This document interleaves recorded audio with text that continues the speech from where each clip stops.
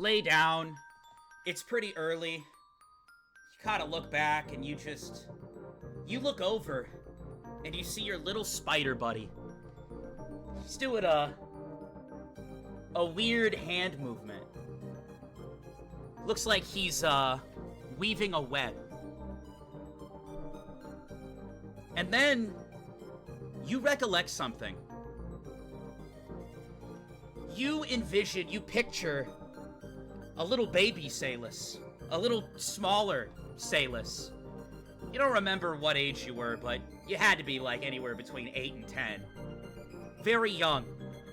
And the reason you recollect this is you look in front of you, and you feel fear go through your heart as a young kid, and you see a spider in the corner of your room doing the same movement.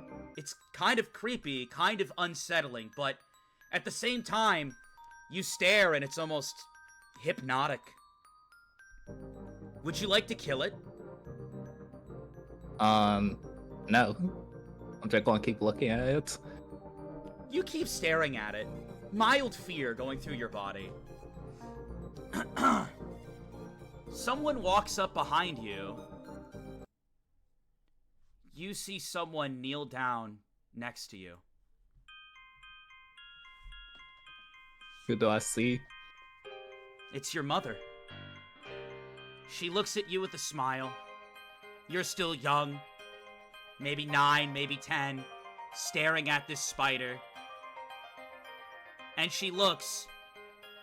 We should probably move it outside. Do you want to help me? Sure. She takes your hand and takes her hand, and you guys carefully scoop up the spider together.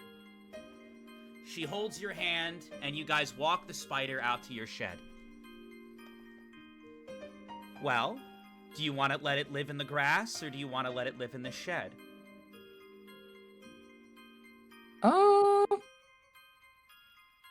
Maybe the grass. I think the grass will be best.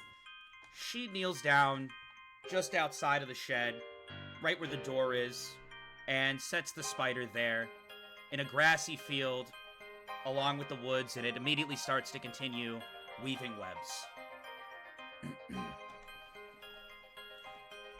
She looks at you. When you're done playing with the spider, I have your favorite, pancakes for breakfast. Come on in whenever you're ready. And make sure you wash your hands. And you see her walk on into the kitchen.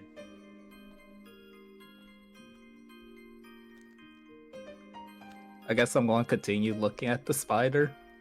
You continue looking at the spider. You think to yourself you should name it. What would you like to name this spider? I'm going to name it Anansi. Okay. Is that Anansi? Yeah,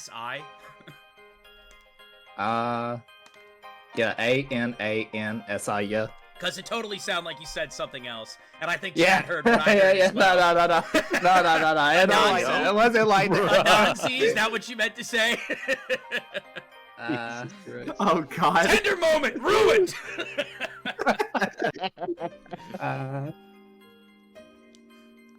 Anansi like the urban legend, yeah.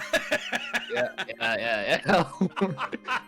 Oh no. Starting out strong. Anywho, with that mental slip up, you think, ha! I should go get breakfast. You run in and, you partake in your pancakes. As you're eating the pancakes, you see your mom, and she is just sewing something together. And the needlework reminds you of a spider weaving a web, and you just can't look away from it as she weaves it.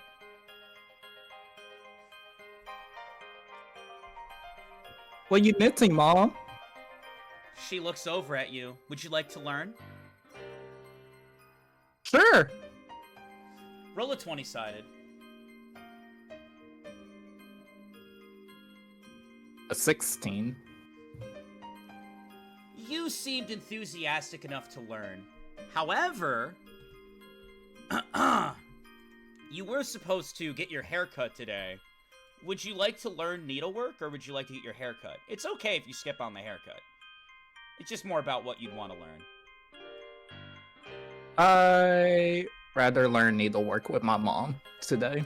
You express that to her after she says, hey, you know, we gotta do this today. You do express that to her. Anywho. The day passes, and you sit there, and your mother teaches you all about knitting, needlework, and you guys sit together, and then she makes you dinner. It's time for bed, baby Salus. Okay. As you lay down in bed, roll a 20-sided. Oh. I rolled a 6. You're having trouble sleeping. You also think you have to use the bathroom. I guess I'm going to get up and go use the restroom. Okay. You go to use the bathroom and you overhear a conversation. Would you like to eavesdrop? Sure. Okay. Roll a 20-sided for moving through the house undetected. A 19. Oh, wow. You are a fucking ninja. Baby Salus had talent. You, sir, are a ninja. Anyways, you move around a little bit, and, you hear... What the hell is this? What do you mean? Why are you showing my son how to sew? He was supposed to get his hair cut today. You do realize he is training with me tomorrow. You see her look. It's just what he wanted to, honey. Don't be showing him a bunch of girly shit. He's growing out his hair like you. He's sewing like you. Come on. You know what he needs to be to this family. You hear her say, I understand. He'll be ready for tomorrow. You're a little bit confused by the conversation that goes back and forth, but you do recall being pretty excited. From what you know about your father and the money he brings in, he is part of basically a pretty elite group of assassins. You kind of already knew this because a lot of your upbringing has been training and honing and prepping your body for such things. Days with your dad are difficult, but it doesn't feel like he doesn't love you. However, sometimes the dialogue between him and your mother can be a little bit uneasy for you. Would you like to go back to bed? Or would you like to interrupt them? I would like to go back to bed. Okay. You go back to sleep. It's morning! Yay! Yay! Oh my god, yes! Hey, cue the music! It's morning time. Your mother wakes you with a good morning, Salus, as she runs her hand through your hair. She has pancakes ready for you, your favorite for your big day. You eat the pancakes and you head outside. You're supposed to meet your father down the road. Would you like to visit the spider or head straight there? I would like to check up on the spider first. You check up on the spider and it's absolutely crazy how much it's gotten done. It seems it's really made a home of where you've put it. You're young. You kind of find comfort in watching it. Would you like to talk to it? Sure, why not? What do you convey to the spider? Hey, that looks pretty cool. You got all this done in like a day? I wish I could do that. Watching the spider fills you with determination to try to get a lot done today, and to please your father, as you know you're spending the day with him. You head on down to where your father was waiting for you, and he looks and says, "You're late. Don't tell me it's because of your mother." No, it wasn't because of Mom. You see him walk up and lean down to you. He takes a deep breath. "Salis, listen. I'm not trying to be hard on you or hard on her. You need to understand that my blood runs through you. You have big shoes to fill, and we have all the tools to get you there. You have a beautiful home. You have a family, and you have so much potential. I want you to awaken that potential. So whatever your mom's saying, sewing, I mean, I think I saw you talking to a bug. Come on. I need you to focus. This is my house, my rules. Can you respect that?" Yeah, but if I got your blood running through me, and that's my mom, don't I have her blood running through me as well? You see him stand up. He pulls something out and hands you a dagger. We've done a lot of training of the body and a lot of training of the mind. Today, you're gonna learn to kill. We'll start with something small. You see he walks off to a shed that you were never really allowed to go into. You guys have a lot of land, honestly. Sometimes you wonder, how much money are they able to pull in? He walks in and there are various animals trapped in cages. And he goes up to a bunny. You see him flick a dagger in his hand, and in an instant just... the cleanest cut.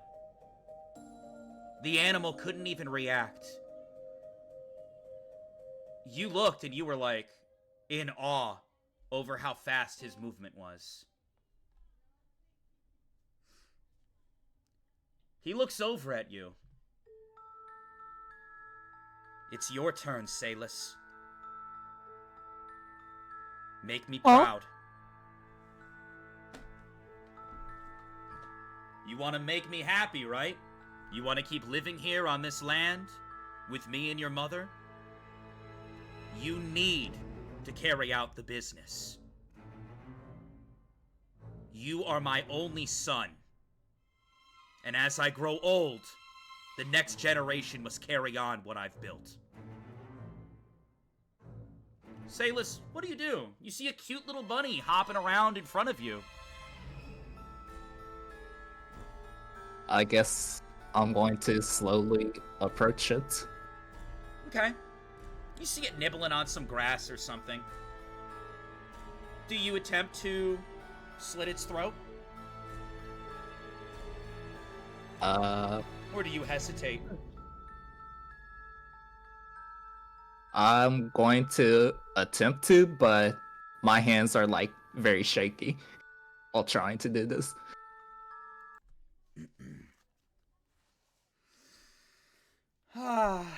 Roll a 20-sided.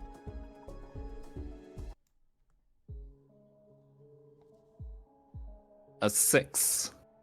You shakily move your hand, and the rabbit just quickly jumps forward and evades you. You see the father slam the cage next to you. The number one thing you need is 0 hesitation. You see him kneel down in front of you. Salis, I know this may be difficult at first, but whatever emotion attaches you to that, you need to let it go. Try again. Roll another 20-sided.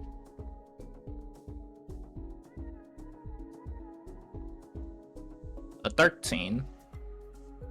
You move your knife and you slice into it a little bit, and blood spills out of it, but it's still trying to move and get away. Your father takes a deep breath. Seems your mother's been hugging you too much. You see a weird glint in your father's eyes of red. He walks up to the rabbit, holds it down. Don't miss this time.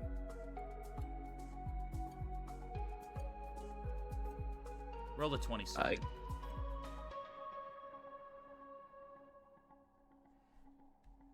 15. You slit the rabbit's throat. Please roll an insanity check. I rolled a 2. Excuse you? You start to hold your head. Things aren't making sense to you. You liked the bunny. It was cute. Why? Your stomach starts to hurt, but it's over. And then your heart drops again. All right, next one. And you see your father go over to a caged squirrel. This one has quicker movement. You're gonna have to be faster with your hand movement. Watch. And with one single swing, the squirrel just gets done. Didn't even have time to react to your father. Your turn, Salus. And he hands you the blade. This repeats for about 48 hours. Roll a 20-sided.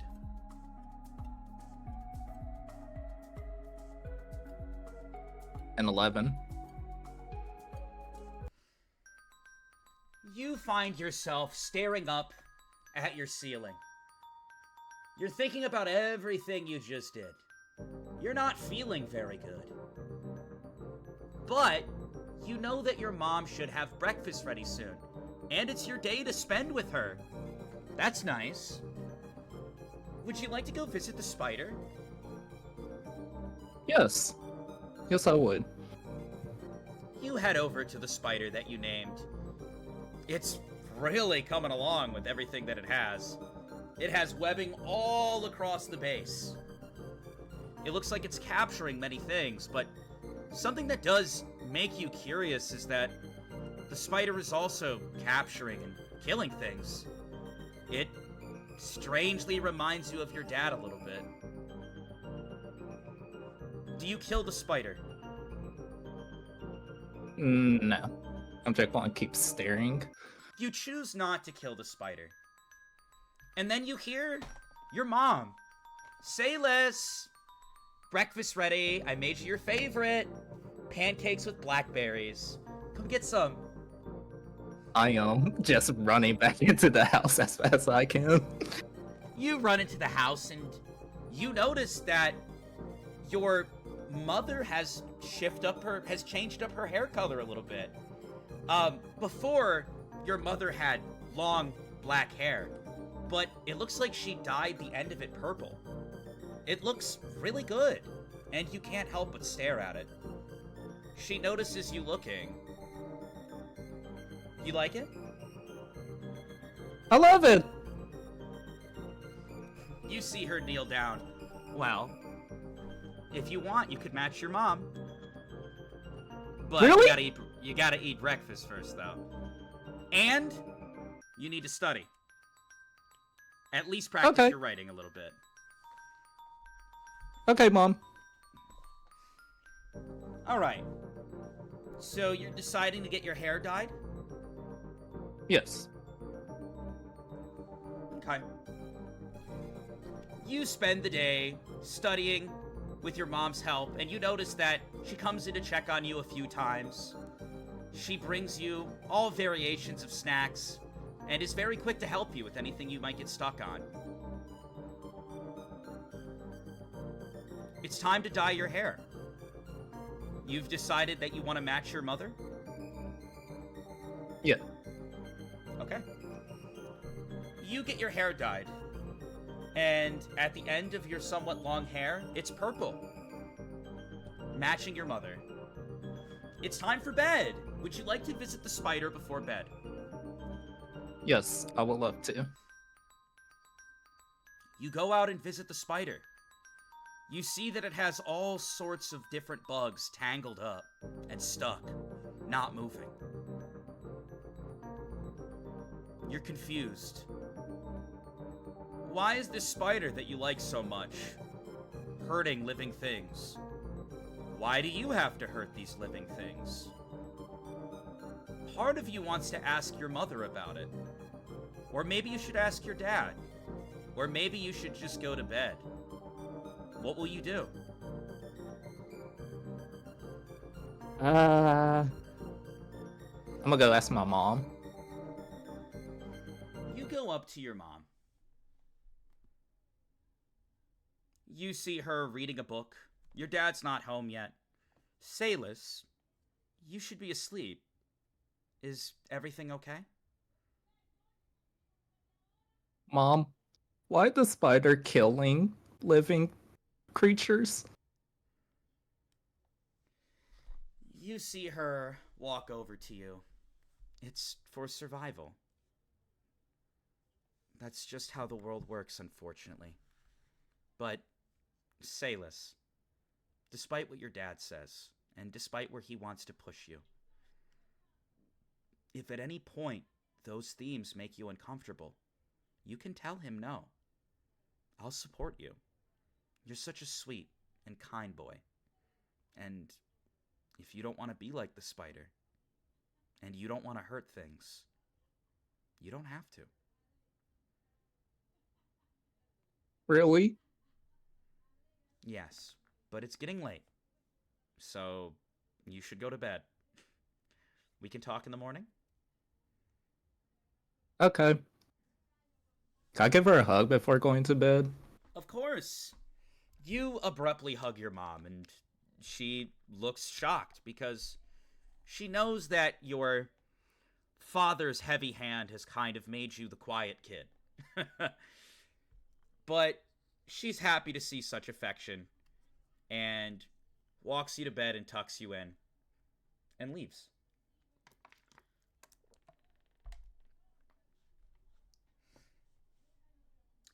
You wake up in the middle of the night again to more conversation.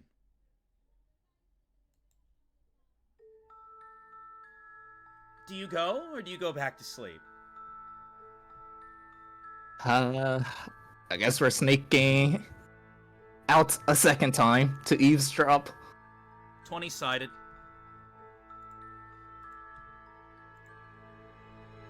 A 13. You sneak out. And, as always, you're quite good at sneaking. What is this? We talked about this. You dyed my son's hair purple? Long hair, purple dye, sewing? What the fuck are you doing to my child? You trying to turn him into a girl, for fuck's sake? You see the mother. Honey, it's just what he wants. He's young. Also, I don't like your tone or how you're wording this at all. I pay for the house! My work! My work! I'm the one out busting my ass! Every night! And I have one job for you. You stay home and you raise my son. That's it!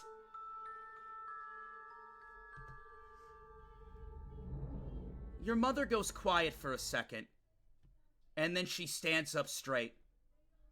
And she slams her hand down onto the table.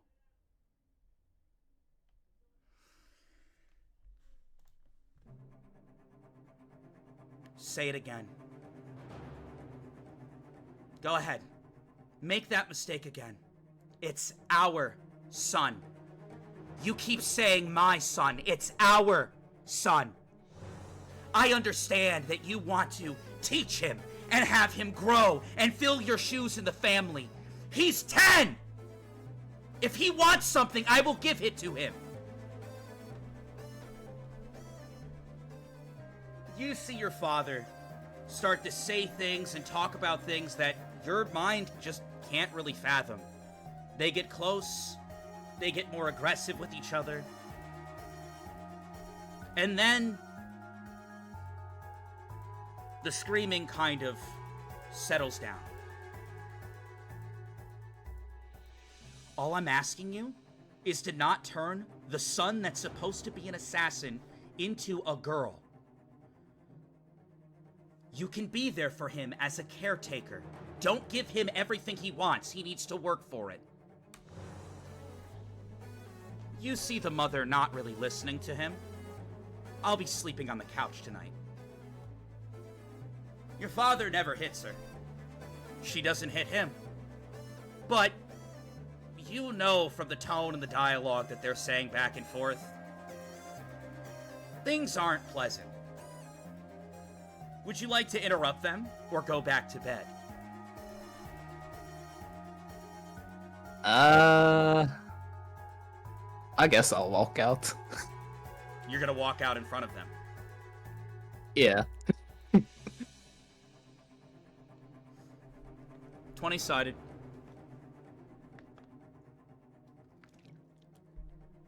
A 15. You walk out in front of them, and your mother immediately sees you and runs over to you. Sayless, are you okay? Could you not sleep? Can y'all stop yelling at each other? You see your father kneel down. We're not yelling. Nothing like that's happening. We just got a little bit excited is all. Sayless, in 2 days from now, you'll be going out with me again. Alright? I want you to get your hair cut by then, and I want you to study the books I gave you. It'll help a lot of what's going on around here. Can you do that for me? Okay. You see the mother slowly turn to him. She takes a deep breath. Come on, let me walk you to bed. She grabs your hand and you guys walk to the bed together. She tucks you in. And then she walks out. The next day, something weird happens. Something that you've never really... I mean, you still to this day kind of think about it. And you wonder how it came together. What happened? It's morning. Your dad hasn't left yet. Your mom hasn't left yet. And there's a knock on the door. You see the father walk up to the door, and you see the mother just kind of stare with confidence at the door. Coming. Your father immediately grabs his assassin's dagger off the wall. You can feel it's imbued in some sort of magic. And he hides it in his sleeve. Knock happens again. He opens the door, and several guards are standing there. Hello! We're here on behalf of King Willow. You see the father. Ah, the king! What is this about? I own this land. Is there a problem? Not necessarily, but you technically are still in King Willow's region, so any issues that would happen here would fall on him. We recently heard some word about potential child abuse. You see the father immediately, a glint of red goes in his eye. Excuse me? We just want to make sure that your child is living in a safe and happy environment. You see the father take a deep breath. Additionally, sir, to be completely transparent, we heard it was mainly issues from you. You see the father step aside. Whatever investigation you need to do, go for it. I've done nothing wrong. You remember these men coming in and asking you various questions. But it's so foggy, you can't really remember what was asked. They were there for a while. If only you could remember. But you were just so young. And you just don't really know what was going on.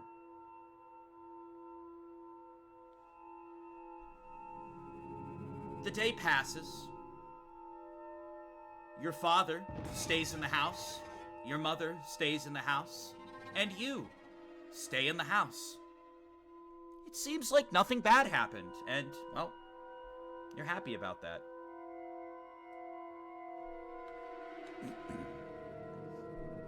You go to bed for the night.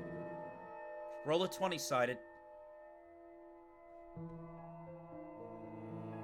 A 16. You hear arguing again.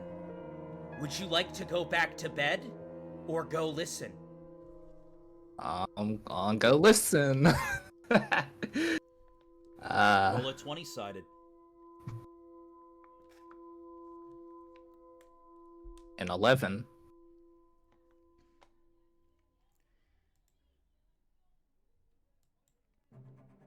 You walk out. Peek from behind the doorway. Are you kidding me? And you see the father just take a chair and throw it across the room and it shatters on the wall. What the hell did you do? I've been nothing but good to you both.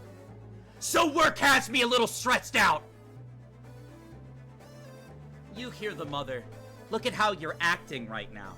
That's why they came here. What are you having him do in the shed? He was crying. You see the father.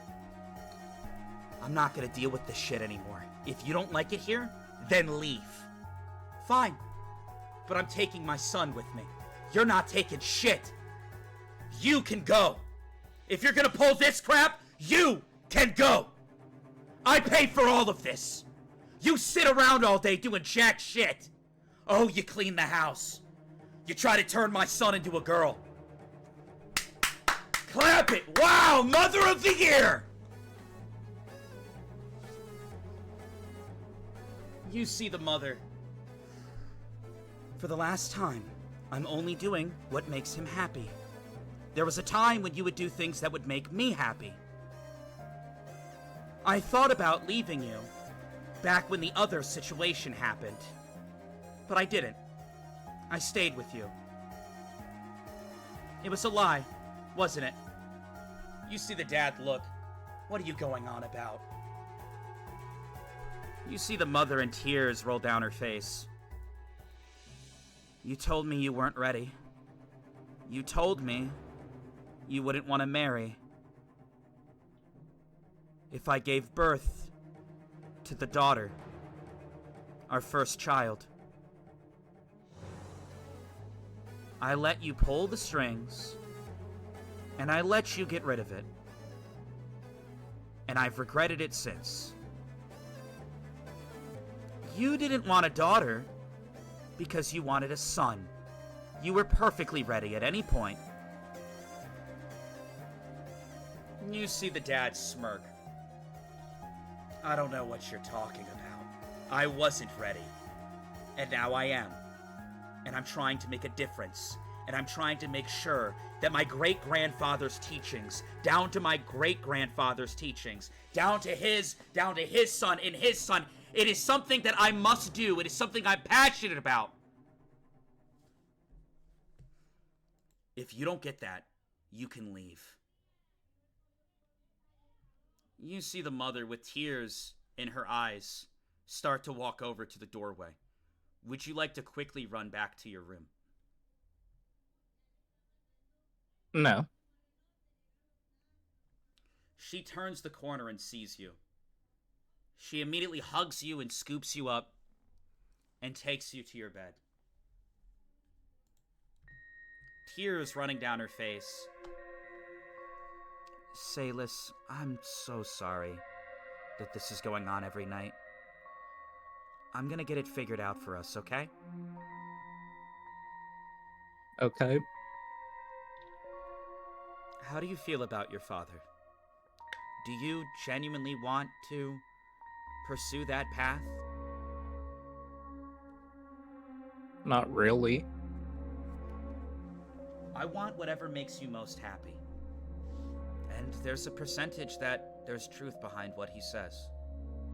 I don't believe it, and I think that that percentage is low, but I really just want to make sure that you can smile. How can I do that for you?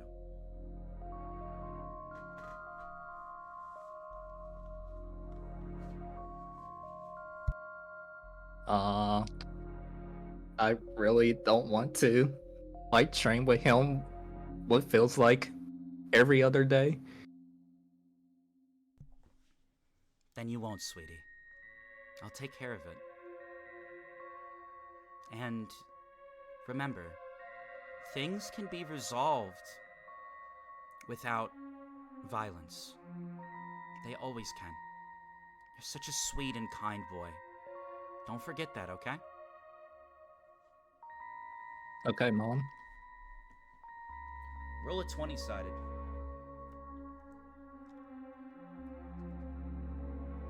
A 10. You wake up in the morning. The house is really quiet. Would you like to go get breakfast? Sure. You go out. There's no breakfast ready. Huh? Your clothes aren't set out for you. Oh. Looks like you're gonna have to pick out your own outfit for today. Alright. Roll a 20-sided. A 19. Okay. You did pretty good, all things considered.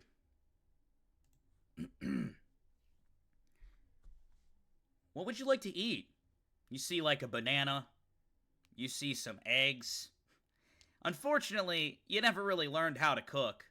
Your mother is planning to teach you, though, next week, so that's good. Is there any other fruits besides a banana? You Or is look it just around banana? and you see that there's some apples not too far away on the other side of the counter. I guess I'll grab an apple. Grab an apple and start eating it. Would you like to visit the spider? Yes. Yes, I would. You visit the spider. Would you like to talk to it? Not really. I just want to look at how far it's got along with its web at this point. You look at the web work and kind of kick your feet staring at it. And then,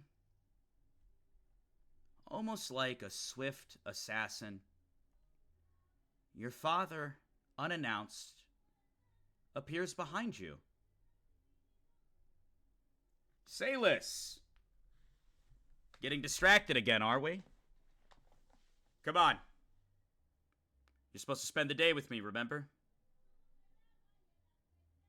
I guess I'll get up while continuing to eat my apple. Let me roll Not a saying 20 anything to him. Let me roll a 20-sided real quick. As you get up, you see him go, ugh, and he crushes the spider under his shoe. I'm gonna just stare at him. Why do you kill it? It's a bug. Why do you care? Come on. It wasn't doing anything to you. Come on, son.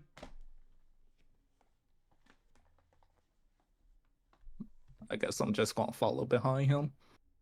You follow behind him, and it's a lot of the same things that you aren't really fond of.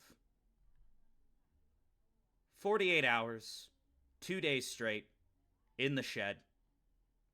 Kill, kill, kill, kill, kill.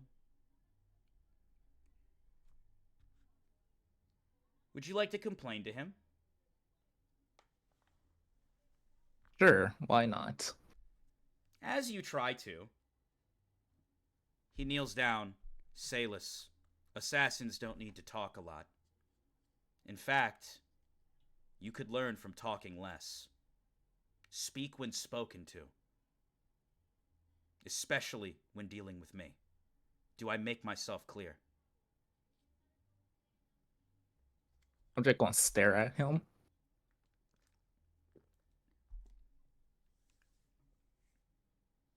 You continue. Roll a 20-sided. A 14. You continue. You kind of learn it is a lot easier if you don't talk back to your dad.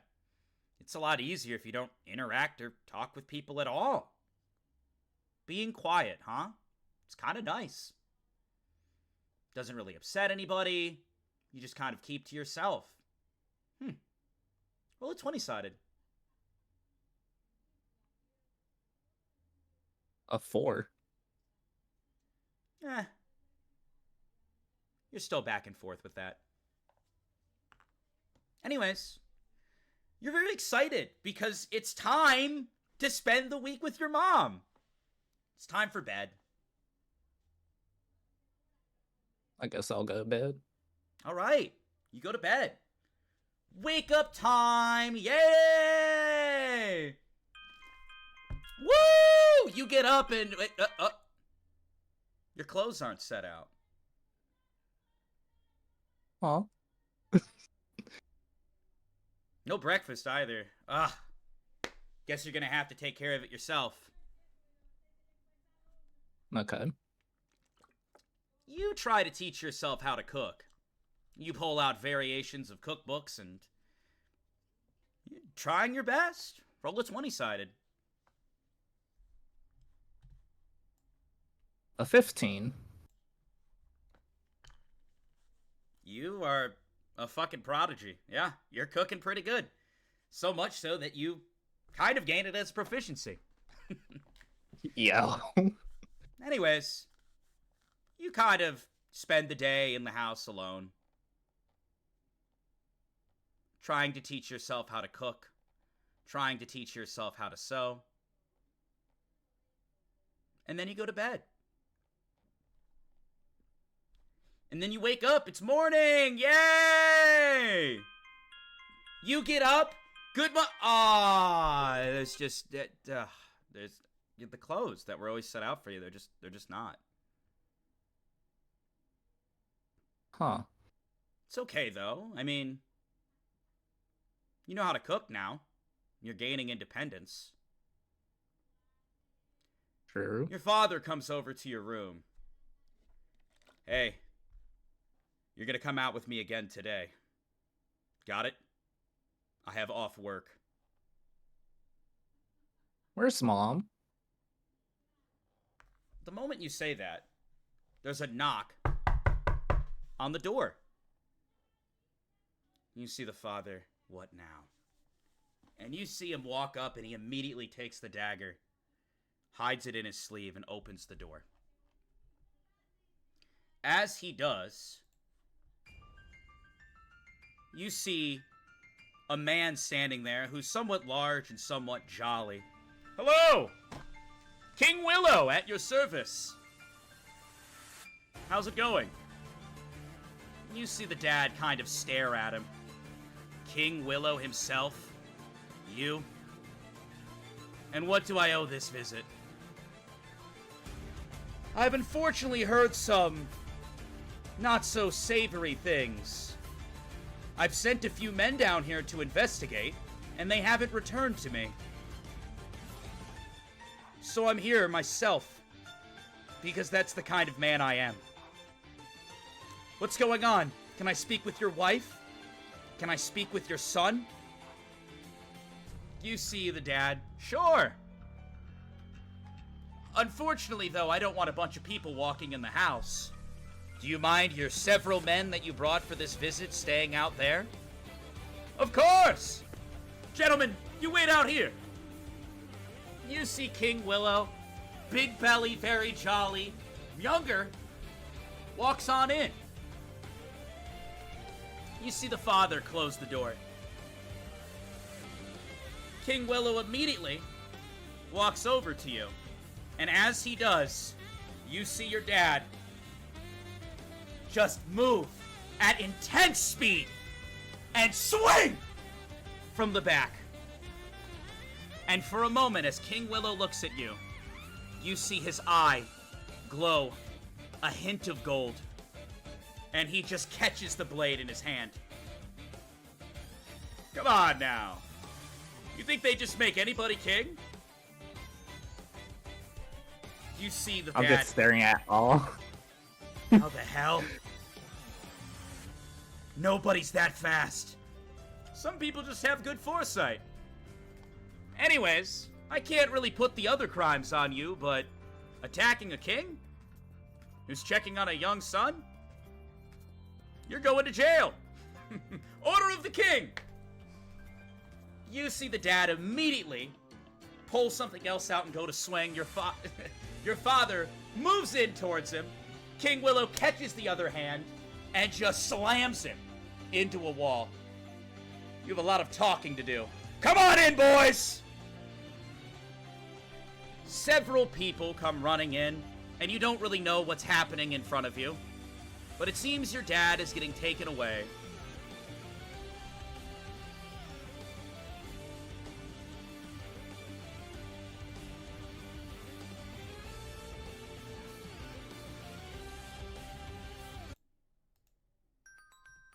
You see King Willow turn around. How are you doing? Do you know where my mom is? I'm sure she's out there somewhere. I have an entire kingdom looking for her. I promise. How would you like to come live with me? In a big kingdom. Your uncle's a friend of mine. He was the one who told me I should look into this. You could come work for me. And you'll live in a big castle with a grand feast every day until your mother comes back. Sure.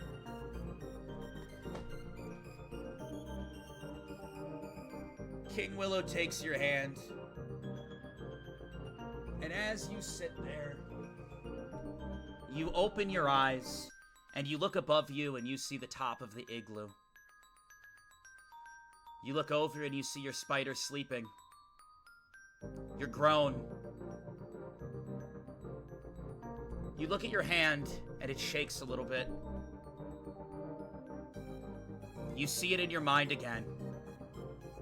You run in towards this man who has this girl with blue hair. He's attacking her, beating her down. Thankfully, it looks like his arm was restricted by a slime or something. You move in.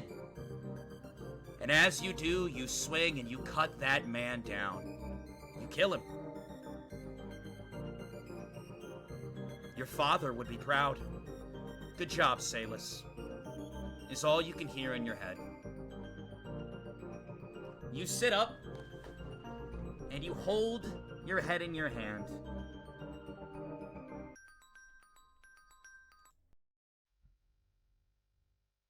As you do, you notice one of your strands of hair kind of falls down next to you.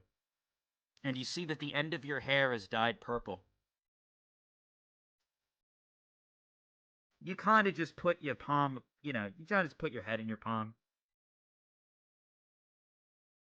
Tears roll down your eyes. And you cry for the first time in a long time.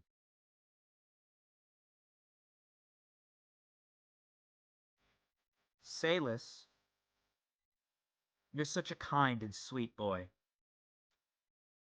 Things can be resolved without violence. You continue to hold your head into your hand.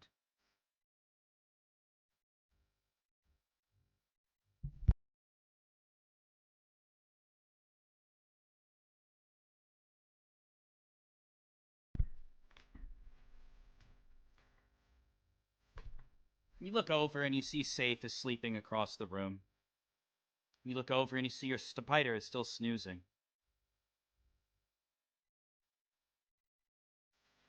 You look down at your hands. You killed someone. You killed another person. Roll a sanity check. I rolled a 20. For now, you're fine. Your dad would be proud. You can hear him. Good job, Salus. Your hand shakes. Tears rolling down your face. One word slips out. Mom.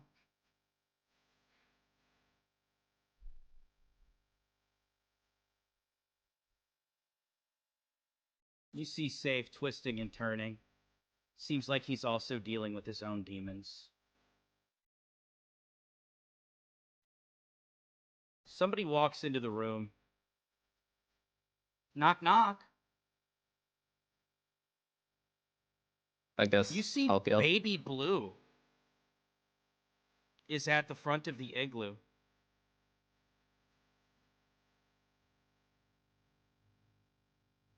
I guess I'll go open the door if it's not already open. It's an igloo. There's no door. I'm about to say. She comes Hello. over and sits down next to you. You doing okay? Yeah, I'll be fine. Just a bad dream. I never really got to thank you for yesterday. I know a lot happened, but my eyes were on you the whole time. You were incredibly strong. No problem. Just glad you're safe now. You know, I did what she said. I gave it a day. I'm feeling better. For the first time in a long time, I slept and I felt safe. I felt comfortable. Nice. If you'll notice, I cut my hair. It's a lot shorter now. And, I'm gonna switch up my name. I just don't really care for the old one. You can call me what she calls me, or BB if you want. I know it's kind of a stupid name, but I don't know. It just felt right. I'd Oh, like to that's a forget good my name, past BB. self if possible. No, that's a nice name, BB. Would you be willing to do me a favor? What is it? I want hair like yours. It can still be blue, but I'd like the end to be purple, like yours. Could you show me how? I feel like a certain someone would really like it that way. Sure. You know,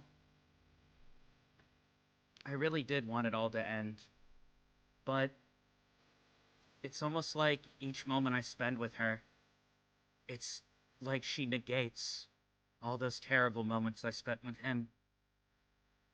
Anyways, I hope we could be friends, and I'm really looking forward to getting to know you from the bottom of my heart.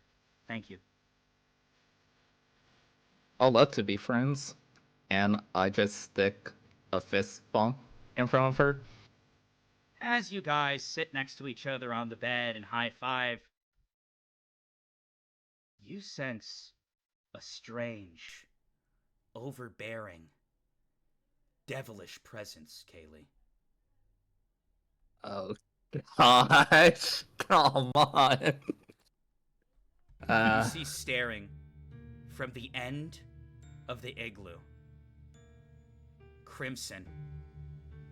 Just glaring at you. What are you two talking about? You look so close. And you see her walk on up. In a bed, no less. What's going on? Can I be involved in the conversation? I don't see why not. Yeah. You see Baby Blue just kind of look. I was just telling him how strong he is and how much I appreciate him. Oh, were you? That's so good. I'm so happy that you're getting along with these men. Wow. Anyways, shall we go out? Yeah. You want to come, Salus? You see her eyes glow red. And you can make the decision, would you like to go out with them? Got a sense that she really don't want me to, like, go with them. I mean, the signs are very apparent. What time is it at this point? You look, it's around, like, 9 a.m.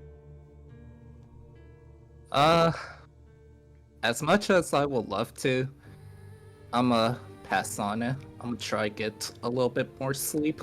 Maybe next time. You see Baby Blue turn around and she grabs you by your hand. Come on! You've been sleeping all day and you look sad. You see Crimson, just her eyebrow twitch. Oh, yeah. I'm gonna slowly remove my hand. It seems that Baby Blue is completely unaware of what's happening around her. You see her look, I'd really like to get closer with you, so come on right now out of bed. And she pulls you out. What the freak? She drags you out. And you see Crimson just kind of glaring. What? This one is strong. You guys all walk outside.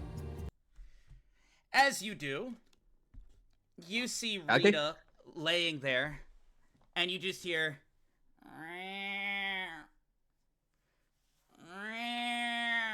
You hear this as well, Pip and Kodal. You guys are sitting outside, basically just chilling, relaxing, trying to figure out what to do with breakfast. You see Rita just making...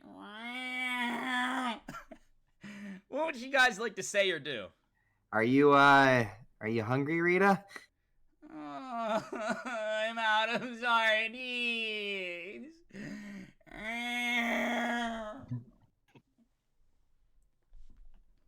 I look around. Is there any like obvious way of us to get any form of food? I'm having fish withdrawal. My gold. Maybe we could find a pond or a river and we could go fishing. There's a lake right here. That's where we're like sleeping at. I so would rather maybe... not fish in this lake. Remember? Oh, this... you're right. Never mind. No, so bad, Rita. But the No, sign saying no. No violence is killing a little itty bitty fishy violence. Oh, Rita. I don't want to take that chance. Maybe we could.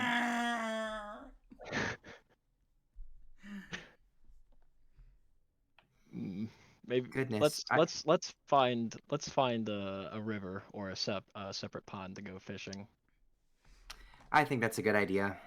Okay. So Kodal and Pip, you guys are gonna go look for a separate pond. Who would you like to bring with you? I guess kind of whoever wants to come, right? Yeah. Do you want to come, Rita? Oh, fine, I'll go. Rita, there's gonna be tons of fish. You see Crimson, well, me and her are gonna stay here, and then she gets immediately cut off. Crimson gets immediately cut off, and Baby Blue goes, we'd love to go!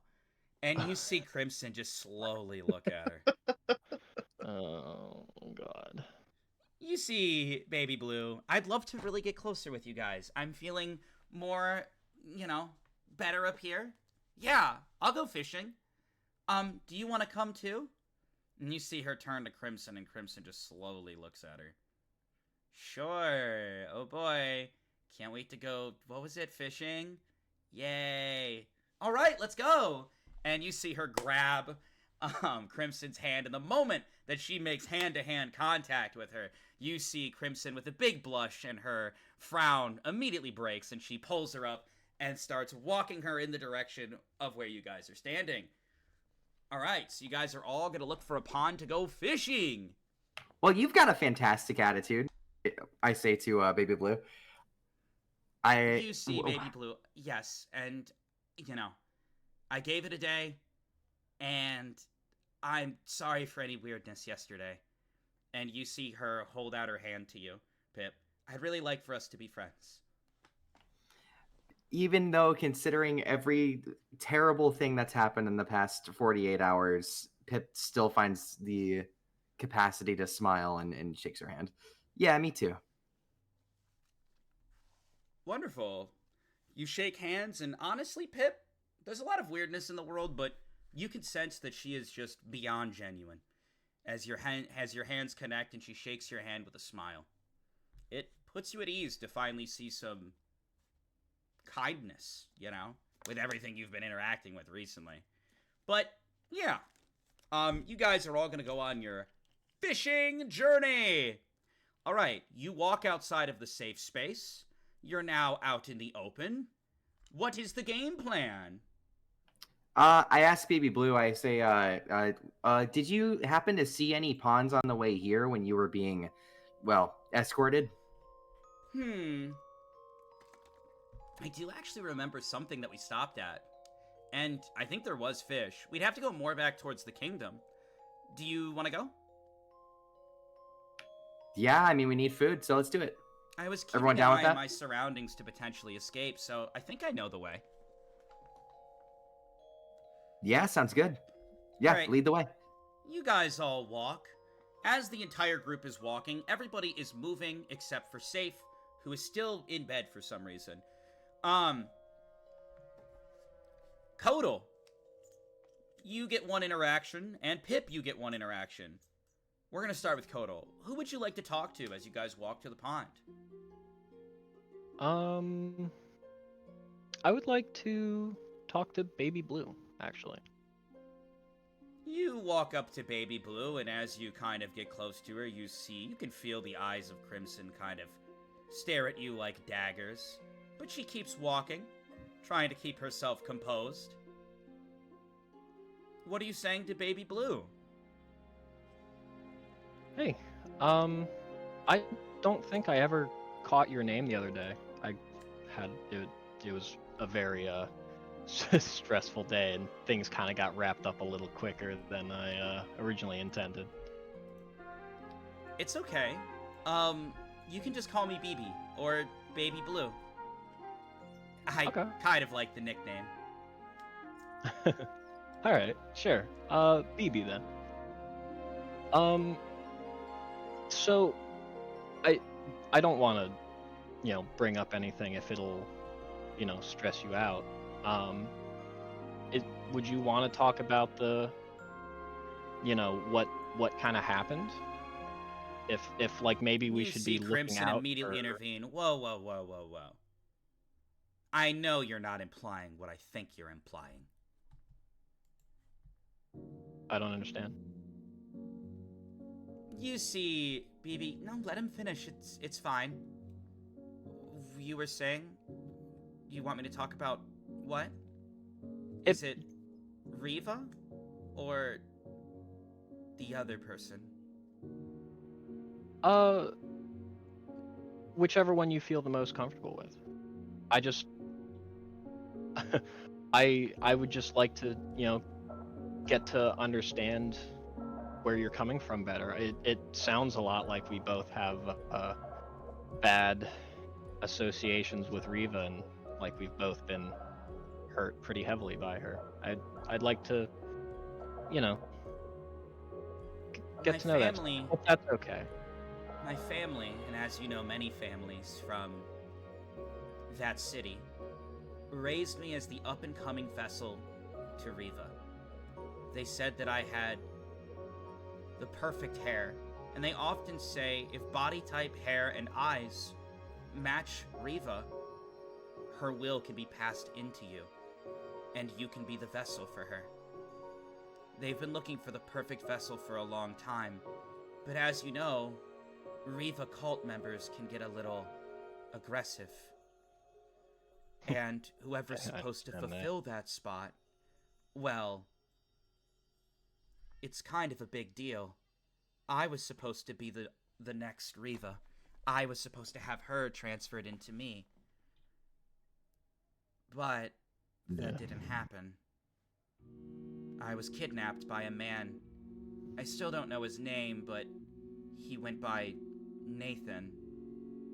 But apparently, it was all for another deal. When I got kidnapped, I thought the worst. Honestly, Nathan wasn't a good person, but thankfully, he never, just a little violent here and there when I tried to escape. It was a tough situation. Yeah, But I'm really happy that I'm here now, and that I gave it a day. Absolutely. I can I can completely understand the Riva cult members and, how just oppressive it is and just completely unfair. I used to have a family, and I had a mother and a father and a sister, and I never really fit in with what my parents wanted me to become. They wanted me to follow Riva and to, change my appearance and to try and, indoctrinate people. But I never really wanted to do that. And they just became really strict, really calloused, and eventually, and my sister was the complete opposite, really. She was genuinely what they considered to be a perfect daughter. May I ask what her name was? Well, you know how Riva cult members are. Anyway, it was Ravana. I see. I don't know if I ever met her, but many women get thrown into the path to potentially be the vessel of Riva. It's supposed to be a great honor. But yeah, since it was all I was taught, I didn't realize that there were other things that I could want. Well, the way the story goes, I was only 13 or 14 when they threw me out onto the street and just gave up on me. And that was the last time I ever saw them. No one ever came to see me or try to help. My family, my friends abandoned me, and that's kind of where my story ends until just now. Well, you have So, us now. I would that's really like to be your friend. that's We true. I would love have to be your different stories, but derive from the same issues of this world. And she holds out her hand to you. I'm going to reach out and shake it, and I'm going to smile. As you shake hands, you notice that there aren't daggers on you anymore, and Crimson actually smiles and looks the other direction. As you continue to walk, Pip! Who would you like to talk to? Pip is kind of contemplating the conversation he had with Crimson the day before. Okay. Does that mean you want to go up to Crimson? he's giving her glances, but like he's not naive enough to know that she probably doesn't want to talk to him. So he's the main answer is I don't think Pip will interact because I think Pip is deep in thought. Fair enough. You continue to walk. Even if Crimson were to take note of your deep thought, she's not one to approach you. She only has interest in talking to Baby Blue, but maybe that'll change over time. Some time passes and you guys approach the pond. It's fishing time. You do actually see a whole bunch of fishies hopping around in the water, schmoving about, swimming. Whoa, we love fishies. We love fishies. Yeah, we just love them. What's the game plan? Oh shit. I don't think we really thought about how we're gonna actually catch the fish, huh? You see Rita. No, I'll catch them. And she kind of kneels down and just fucking full speed pounces towards the water. Okay. You see instantly a whole bunch of fish in her hand, in her mouth, and she just plops them all onto the ground and they're bouncing around. Dinner, lunch, dinner, lunch, dinner, lunch, and one breakfast served. That's only because I don't like eating breakfast. Vodka in the igloo that Pip has, was there like a storage thing or like a fridge or anything like that? I know you said it was like the penguin has a whole ass setup. Okay, I'm gonna spawn the igloo, and then I'm gonna start trying to load as much of the fish into the storage as possible. Besides the ones we're gonna eat. If you do spawn the igloo, if Safe is sleeping in that shit, he's now gonna be sleeping on the ground. Ah, shit, never mind. Never mind. Damn, what do you say fuck me for? I did it! I stopped of just it! like waking up and everything is gone. Like even the house is gone, like all your friends are gone. You're just like, why am I alone in the middle of the clearing? You just see Safe laying there. Oh, where is everybody? What is it? Well, I guess we can start, like, I don't know, a fire? I don't really know how to do that. You see Rita. No, we gotta take him back. We can't do this without Safe. He's part of the group. That's fair. Yeah. How about we all carry one fish? Sounds good to me. Sure. I'm fine All with right. You guys each get a fish.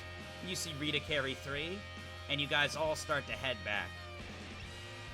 Pip and Kodal, you guys can communicate with each other for a second. Or, Salis is there too. You guys can communicate in any way you'd like real quick because I have to use the bathroom. Feel free! Hey, Kodal. Hey, Pip. How you feeling today? Lost, but, you know, I guess I'm gonna feel that for a minute, huh? Yeah. It's definitely, it definitely takes a little bit to acclimate to, you know, a complete change like that. I totally get you. Yeah, I just, I'm not really sure where to go from here. Well, it's more or less the idea. Yeah. It's, you know what? We'll be here to help you along, you know. We'll support you however you want to continue with, well, I mean, whatever it is that we're in the middle of right now. Yeah, I appreciate that. It has me a little concerned with how everything's been happening, but at the same time, like I'm as much out of the loop of this as I am everything else in my life. So I guess this is just another day, huh? Yeah, for sure. But hey, and he's gonna like kind of like give you a slap on the shoulder and be like, "We're here for you." I appreciate that. Oh, all right, let's do it. All right. You're muted, Vodka. Whoopsie! As you I guys can't start thought heading anymore. back, as you guys are working your way back, we are going to head over to Safe. Yippee! Nako, you've been sitting here for an hour and 20 minutes with no screen time. I hope you're ready. I have, You're about to get haven't a I? lot of screen time. Fuck. Anywho, you toss and you turn, and you've been having that nightmare a lot lately. Every other night now, that same nightmare.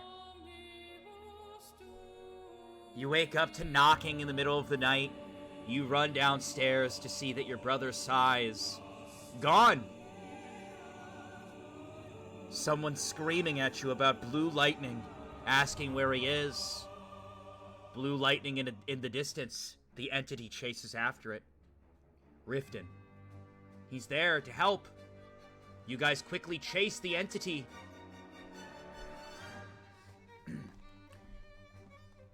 You guys face this dark entity. You still can't see the face of it. And then it happens. You had to make a choice. You were faced with a choice. Something you had to decide. Your brother was held up by this dark entity, by his head. And Riften, the man who's supposed to be your friend, was knocked unconscious by the entity and about to stumble down the cliff. You made your choice. You ran towards Riften. Abandoning your brother, you sprinted to Riften. You grabbed him and you hoisted him up. In the moment of you hoisting him up, you see demons flying through the sky everywhere. Horned devils. In the distance, fireballs, volcanic cracks in the earth. Magma coming from the ground.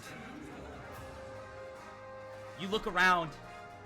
You notice that the entity and your brother, they're gone. You hoist up Riften in your arms. What do? I'm gonna check and see if he's alright, if he's still breathing. He is still breathing. He's alive. Maybe you could run him back to the house. I'm gonna try and wake him up. If he's just fully unconscious. I mean, I'm gonna try and run somewhere safe. Anywhere that looks safer than here, I guess. You quickly run over to a corridor. And you, see like a little crevice, I should say, underneath some rocks. You quickly try to wake him up. Roll a 20-sided. Alright. 14. You see Riften. Oh my god. Are you good?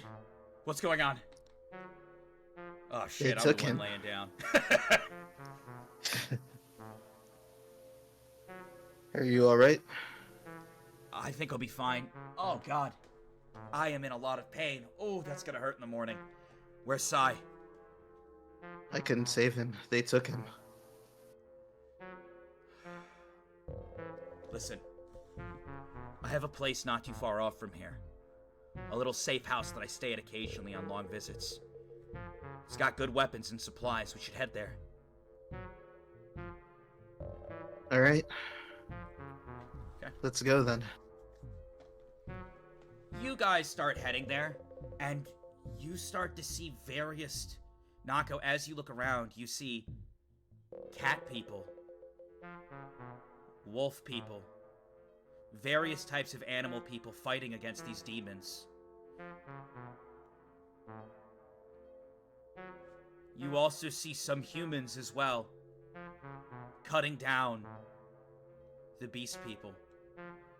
You're confused by what's going on, but you keep moving. Out of sight, you come up to the safe house. Riften says, "It's over here." You see him quickly pull out his key, and he opens it. Roll a 20-sided Nako. It's an 11. The moment he opens the door, you see a demon arm just go right through Riften. And you see him rip out his heart. Riften coughs up some blood, and he dies in front of you. And you see the demon bite into the heart, extend its hand, and pull Riften by his hair, and just start ripping at its face, and just chewing. Riften is dead.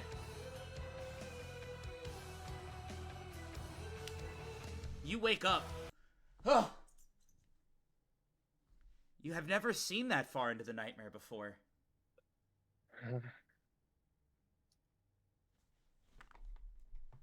What? You hear some talking outside. Seems like friendly chatter.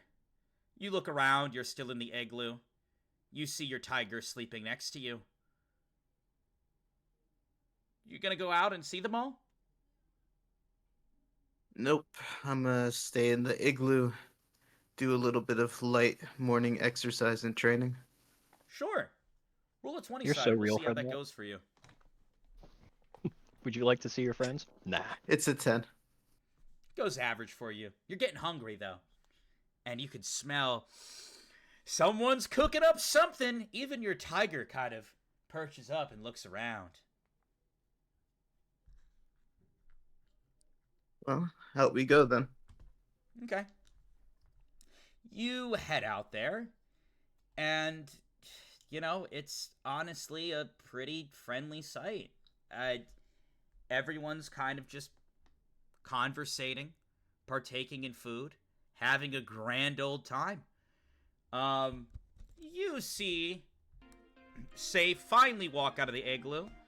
He slept until the afternoon, but there he is. You see Rita, come over here, we got fish! Fish! She's very excited.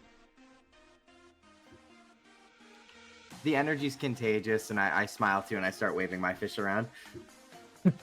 As you start to walk over, you look over to your right, and you see the sign that says, no violence, no damaging the plants. You get worried for a second, but you realize it's all good. They made their little fire far away from all the plants in the garden. And it doesn't look like they're being violent at all, despite the spookiness that happened last night. You gonna join them for some breakfast? Yeah, and I'm gonna walk on over, petting my tiger as I do so. Yeah. You pet the tiger, and man, you just can't get that nightmare out of your head. Roll a 20-sided. Yeah, let's roll a 20-sided. It's a 5. Yeah, it's fucking with you. You're having a hard time smiling. In fact, we have to cut the music because you're just having such a hard time smiling at breakfast. You kind of stare down. Sai, gone, your brother, and Riften. I mean, he was a good friend of yours. And he died in front of you. It's sad. Everyone else but Safe roll a 20-sided. Yo, a 17. Yo, we both got 17s. Yo. I also got 17. Yo! All three of you. All three of you are attuned with your emotions, and you're like, my friend, Safe! You realize that he has something going on, something weighing him down. All three of you do, at the same time in unison. Yo, Safe, are you doing all right? Yeah, you good? Yeah, I'm fine. It's just the same bad dream as usual. And then you guys hear a voice. Yeah, you doing good? And you see Riften walks up the way. It's your brother, Pip! Holy shit. I'm happy for a moment, and then I think about everything that's happened in the past day, and I'm actually kind of pissed. Hey, was just walking through and wanted to check in on the group. Y'all doing all right? Besides seeing my first dead body and all of us almost getting killed multiple times, yeah, we're doing fucking great. You see Riften kind of stare at you, Safe. Well, you were supposed to be keeping an eye on him. Sounds like he's been through a lot. Hey, you told me to show him the world. You just had a nightmare of this guy dying in front of you. Safe, you're having a hard time figuring out what's the truth and what's not. If only I had a brother for years that would tell me what that was like. Oh, You see him walk up and he sits down next to you. Hey, just happy that you're okay, Pip. And if you need anything from me, you can always ask. I'm having mixed emotions at the moment. You see him, so a little bit of breakfast. And then he slowly turns over, and you guys can feel the air change. He stares over at a blue-haired girl who looks quite pleased and is asking a red-haired girl what her favorite snack is. Those two are in their own little world, almost like they don't even notice what's going on. And you see Riften's face turn into a scowl of disgust and rage. You see he gets up and he starts to walk over. I'm gonna grab Crimson his Red. arm. Roll a 20-sided. It's an 11.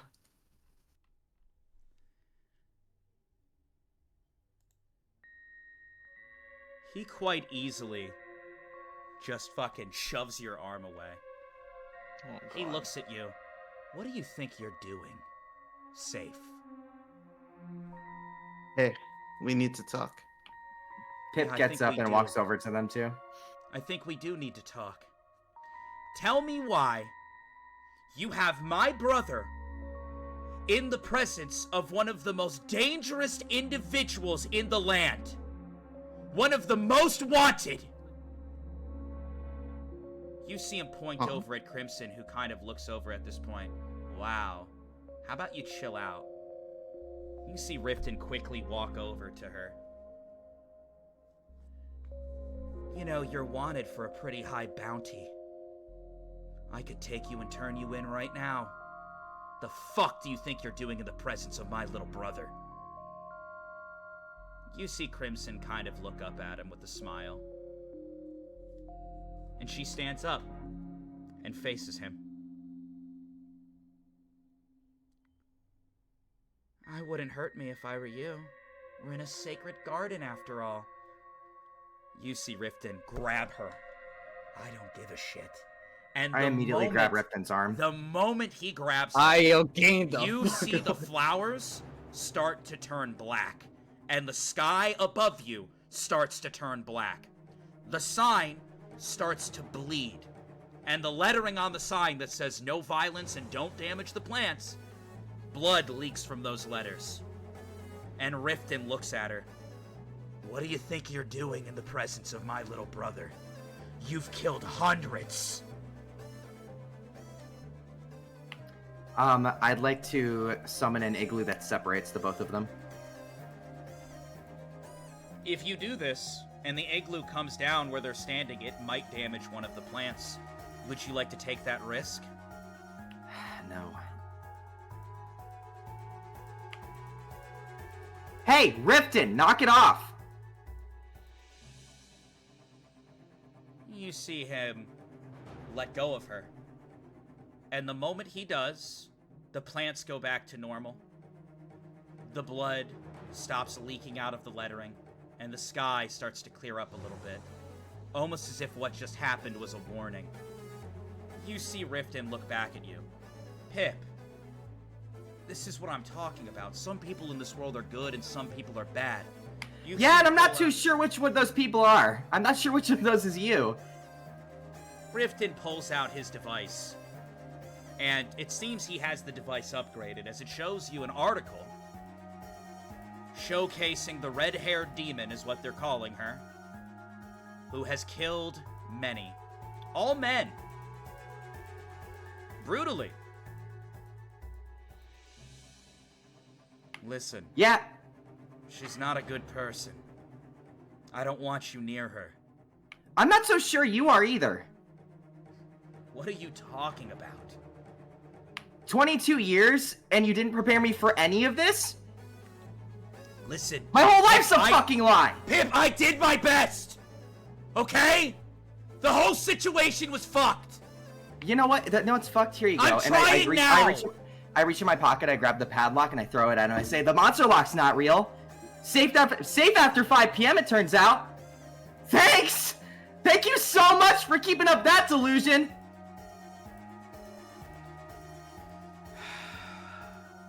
It's a complicated situation, but open your eyes. We're trying to get you to a better spot. Listen, she's not the greatest person in the world, for sure. But she saved all of us. We at least owe her something for that. You see him look back at her. Saved? What kind of manipulation are you trying to pull? My powers before and after the change never gave me manipulation. Sorry, don't know what you're talking about.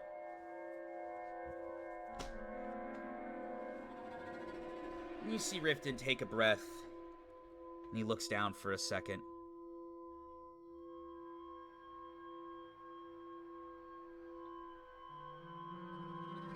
Riften stares at her. You disgust me. I don't know what poison you fed my little brother, but if you have any decency at all, we can go outside of this little dome and take care of this right now. You see Crimson stand up and brush herself off. I don't really want to kill his brother. You would lose. I don't think I would. The only poison she gave me is what you'd refuse to give me, and that's the truth. You know, he's got a point. You spout all this bullshit to me. You try to make me look bad in front of her.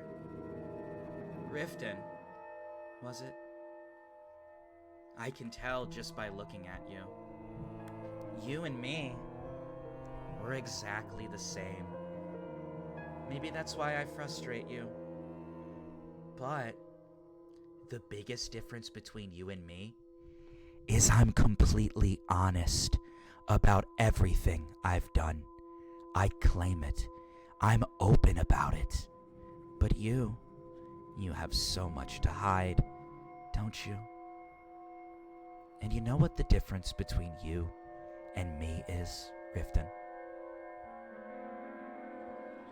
Unlike you, I won't let it take control. I won't lose control. You see Riften and his eyes just glint red for a moment.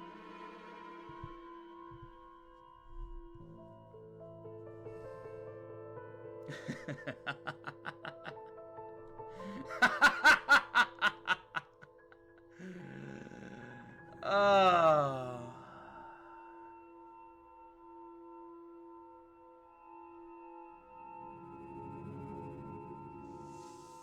Fine. You see him shaking a little bit, but not out of fear, out of rage, and trying to hold himself back from retaliating. Safe? I'd like a word with you. That's my name. I wanted to talk to you too. Outside of the barrier. Tiger's 18 dexterity, for the record. You're gonna use it? And I'll follow him. You start to follow, and you see Riften look back. None of you will be following us. And he starts to turn, and you guys walk out of the barrier together. Motherfucker. Dude, what was that all about? As you guys sit back down, you see Rita pulling up some articles. It's about this. And she's just eating fish, and she basically shows you something that she had pulled up on her device. It looks like an article detailing some pretty dangerous people. Apparently, the most wanted person in the world is a man who is unidentified. It is someone who wields a scythe and hides his face. He's in a black cloak, and he's the most wanted with an unbelievably high bounty. If you continue to scroll, the second most wanted individual is a man by the name of Sin. He has tattoos down his neck and tattoos down his arms. And then, wouldn't you know it, the third most wanted person in the world, you see a picture of none other than Crimson Red, who looks like she was smiling for her photo and throwing up a peace sign. Her bounty is fucking high. Looking at 60,000 credits if you turn her in. As you continue to scroll, you see more information about a group called Detox that is currently hunting these individuals. And you take notice of a group of beast people known as the Campione, which also are all wanted. You kind of look into all of this as you scroll. Yeah, so anyways, are we turning her in? We can get a lot of fish.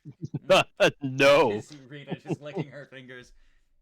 No. No. And he's gonna like turn to Crimson like with his hands up, and he's like, no, we are not doing that.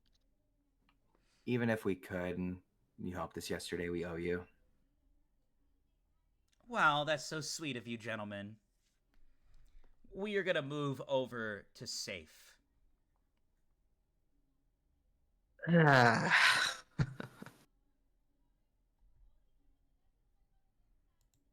You walk out into the woods, outside of the barrier. You have 18 decks for the day. You see him turn to you. You know, I'm sorry that I put you guys at risk back there. I've been a little on edge lately. I don't know what I did to deserve him talking to me like that. I really am trying. I haven't been in his life for so long, but I'm really trying, man. Honestly, Hey. I don't have any ill will. We used to be close, man. We used to be close, and I just really needed someone to talk to. You see Hey, man. tears going down his face. He is completely genuine. Look, Pip, he's been through a lot in the past couple days. He just needs some time. It's a crazy time, I mean, with all this purple haze going around. The city being attacked. Us running around in these woods. You see Riften fall to his knees, but he's fucking right, man! He's right! And you see him hold on to the padlock that he threw onto the ground. I fucked up! I fucked up so bad. I fucked up. I knew what was going on for so long with him and his parents, and I just kept turning a blind eye. I mean, I did. I got him out of there. I got him out. But now he resents me for it. I can tell. I just genuinely want what's best for him. And it's starting to feel like what's best for him is me just staying the hell away from him. And it stings, man. It fucking stings. Look, I won't tell you what to do. I mean, I wouldn't know myself, but what I can tell you is that if there's one thing I know, it's that things that have happened, we can't change those. There's nothing we can do about the past. All we can do is focus on what we want to do going forward. If you want to be a better brother for him, then just work on doing that. If you need time away from him, if you think giving him some space from you is the best move for the time being, then I'll keep him safe just as I have so far. I don't know how to give the truth to him. You see Riften reach into his bag and he pulls out an envelope. This is the truth. He hands it to you. Give it to him when you feel that he's matured. He deserves to know. Alright. Listen, Say. I genuinely do care about him. And if I'm ruining the group dynamic you got going on over there, I will stay away. I can watch him from a distance. Like I said, do whatever you feel is right. Either way, I'll make sure nothing happens to him as long as I'm alive. Thank you. You expected a handshake, but he hugs you. Tight. And tears roll down his face onto your shoulder.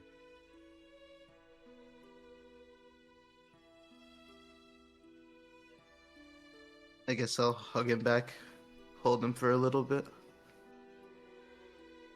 You do so.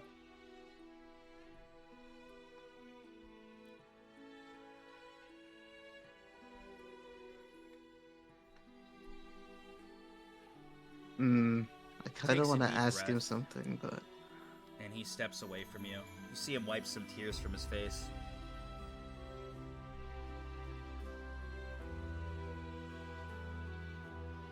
Alright.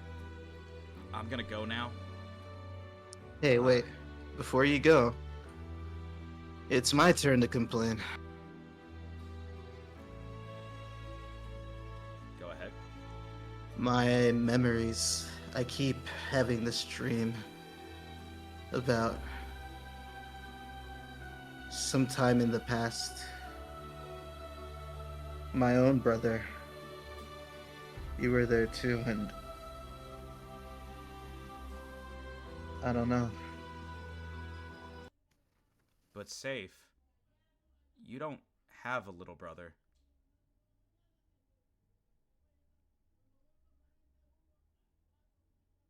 It feels so real, though. Safe. We grew up together. I would know if you had a brother. And that's why I wanted to ask you. I wanted to know what was real, what was fake. Are these dreams real? My memories fake? Who knows? Listen. The reason I stopped by here is I think I have a way to fix a lot of the problems that are going on. And I'm heading this direction. I'm going to visit my folks one more time. And then after that, I am willing to give it all up to make this world a better place for both you and my little brother. I know I can be hard. I know that I have anger problems, but I do care about you. Hey, I'll be there to help. That's what friends are for. He holds out his hand, and you guys shake hands. I'm off. Please, I give him a little salute as he walks off. please keep looking out for him. He's been through a lot and deserves to have a good life. Of course. Okay. As he walks off, your device buzzes, Safe. I'll take it out and take a peek. You don't know how, but you got a text message. Now, for those who do know, we're in a very technologically advanced world. All of the technology has been created by Vaughn for the most part. And texting is a function that you can upgrade your device to do, but you never did that upgrade. I mean, you know about it, but you never paid for your upgrade. So how are you getting a message? You find yourself alone in the forest, and it says, "I sense that you're alone. Click this now." And there's a link. Let me roll a dice real quick. Hold on. Well, I guess I'm clicking that shit. I do appreciate the dice roll to determine whether or not you'd click it. That is maybe, an out of character no, but an in character yes.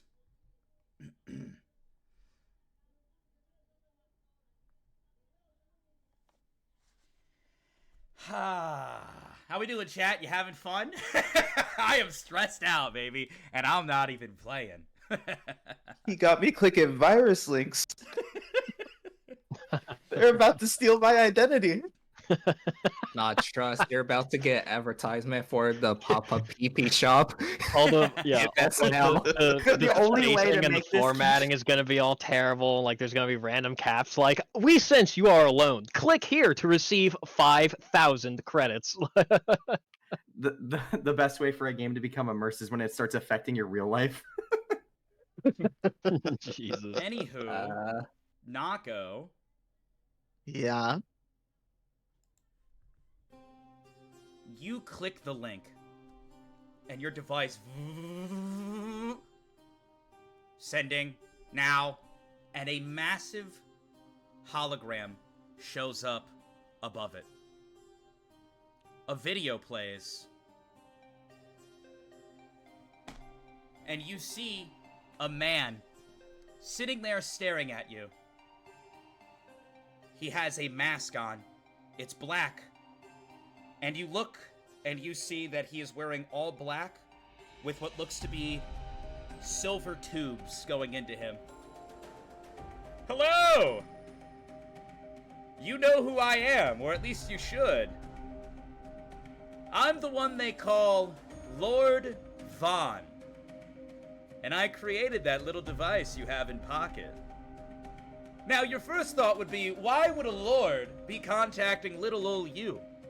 And it's because you fucked me! You did! You fucked up! And I'm doing all that I can to make sure I don't kill you and everyone you know. But, before we start chatting, a little intro, please. You see he snaps his finger, and a video plays in front of you. You see a train coming down the road. The train is on track, on path to kill 5 people.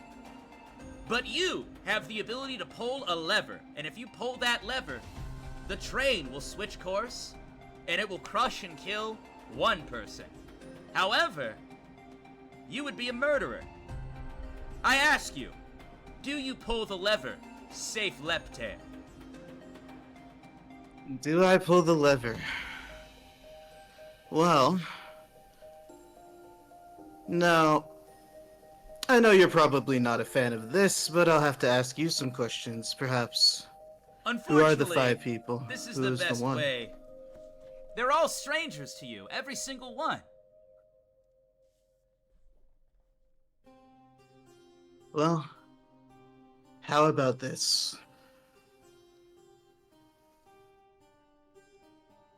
I would just save all 6 people, and if I can't do it myself, I'll find somebody who can. Inventing solutions to unsolvable problems. Isn't that what we humans are best at? It seems you know a lot about my background, and you tried to give me some back-assward answer that I would appreciate. But I don't appreciate that at all. Because guess what? To me, you aren't one of the smart and intuitive humans.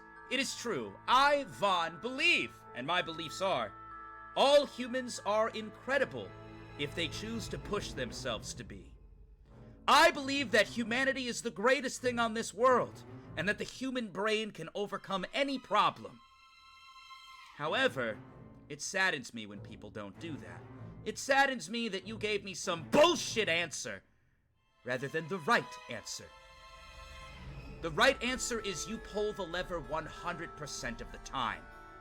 Because though you may kill 1 person, probability states that you have 5 times the chance that one of those 5 will achieve greatness. Probability, odds, statistics. Who cares if you become a murderer, if you can unlock greatness within someone? Now, Safe Leptail, we need to have a little talk.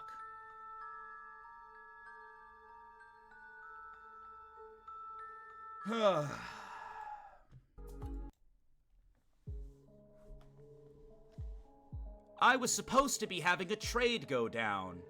Nathan, was it? I think that's what he called himself. You're the group leader. Your little group killed him? Is what was detected? Very sad. Now, I wouldn't really care, but he loved me. A very big follower of Lord Vaughn. Yay! People like me! But the problem being is that he was kind of a worthless nobody. Complete garbage. Couldn't live up to anything at all. Not the brightest up here either. But he experienced a change. Something happened. And I don't know what that was. But he became more powerful. I did some research on you after you fucked my whole trade up. You also have this same type of energy. In this world, we have gift energy, aura, divinity, and life energy. So I asked, what is this 5th mysterious energy? What could it possibly be? You have the answer to that question, don't you? And you're gonna tell me right now. I don't know.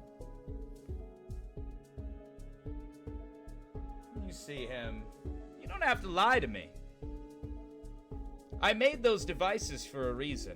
It's attached directly to your aura. You really don't want to displease me. Something bad might happen. So I ask you again. What is this power that you and all your little friends seem to have that I don't have any knowledge of? I can only tell you what I know, and that is that this power suddenly came to me when I needed it. And that's about it. I see. I have another question to ask you. Save Leptail. Ever since that trade went down,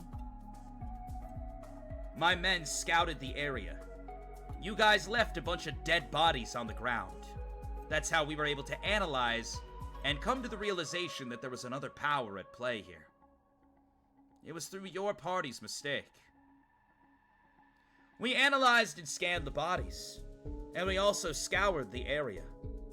We couldn't find the blue-haired bitch, or the sacred weapons that we were supposed to be traded for her.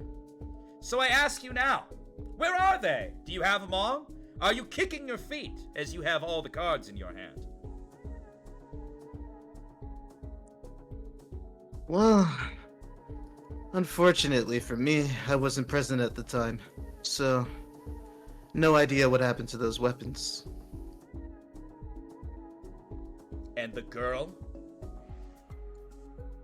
Well, she's near me, but I wouldn't call it my possession or anything like that. Roll a 20-sided knock 'em. I'm gonna roll one as well. It's a 12.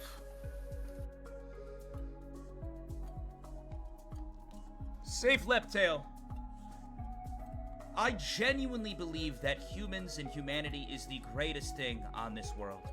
I want nothing more than to see humanity rise to greatness and us use the full capabilities of our mind and to achieve greatness, build a tower of knowledge, and have humans ascend further than any other being, entity, or race.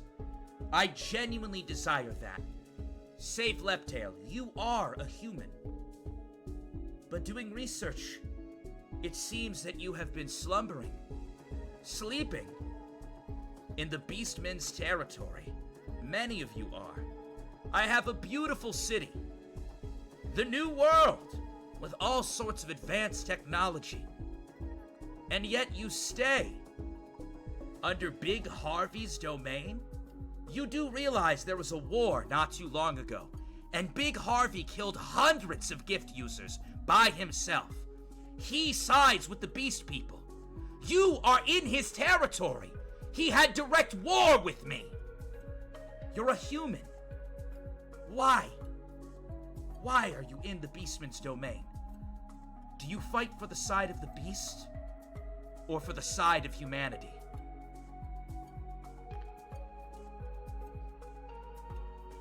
Well, if I had to choose, I wouldn't fight at all, but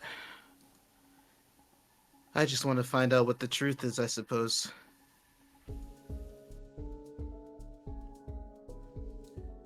You know, you have a very shitty way of not answering any of my questions. You just speak a bunch of nonsense garbage. I was hoping that we could You have a rather conversation shitty way of asking questions, but if you'd like me to explain myself before I lose patience. This world, it's full of mysteries. And well, I simply want the power to find out the truth for myself. I'm tired of being handed down bits and pieces from people like you, Harvey, and the rest of them. So, if you're done wasting my time thinking you can do whatever you want, we can either get to the point here, or you can let me go. Roll a 20-sided.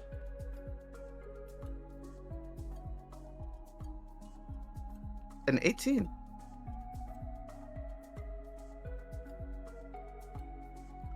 Roll a dex check twice.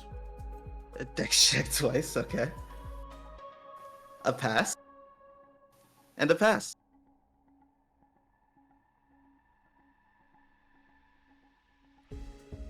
You feel out of nowhere an explosion. You don't know how.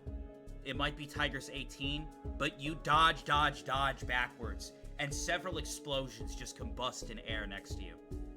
Wow. If only I was there in person. Look at you. Aren't you just a brave little boy? Talking big to the Lord. Listen. Here's what's gonna happen.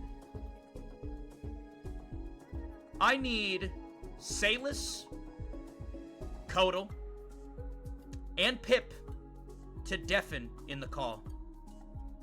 Once I give you guys a thumbs up, you can deafen and listen into the conversation again. Or you can undeafen and listen to the conversation again.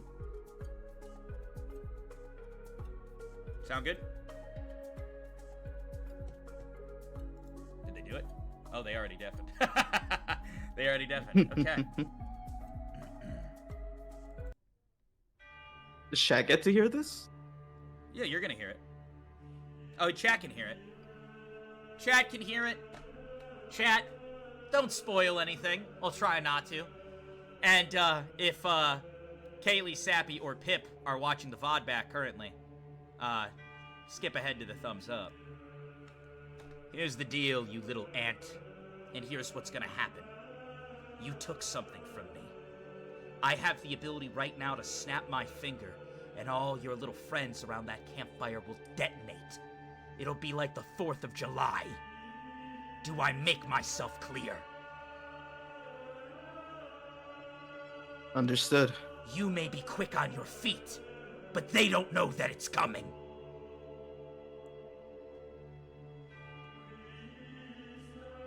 Here's what's gonna happen. You are going to play your role as a proper human, and you are going to fight for the cause of humans. We are going to make a mandatory deal. In exactly 10 days, there is going to be an auction in the New World. My city, Vaughn City.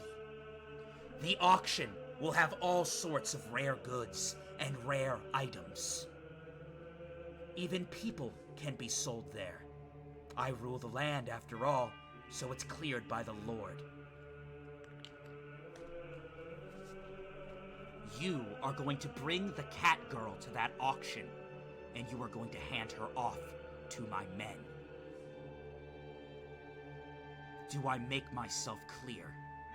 You completely screwed me out of this trade, but I need a beastman. One that I can experiment on to my heart's content, so that humanity can thrive over their disgusting race. Looking at her data, I believe her name is Rita. You won't tell your friends of this. If you do, they'll die. And you will do exactly what I say, and you will bring her and drop her off at the auction to my men. Do I make myself clear?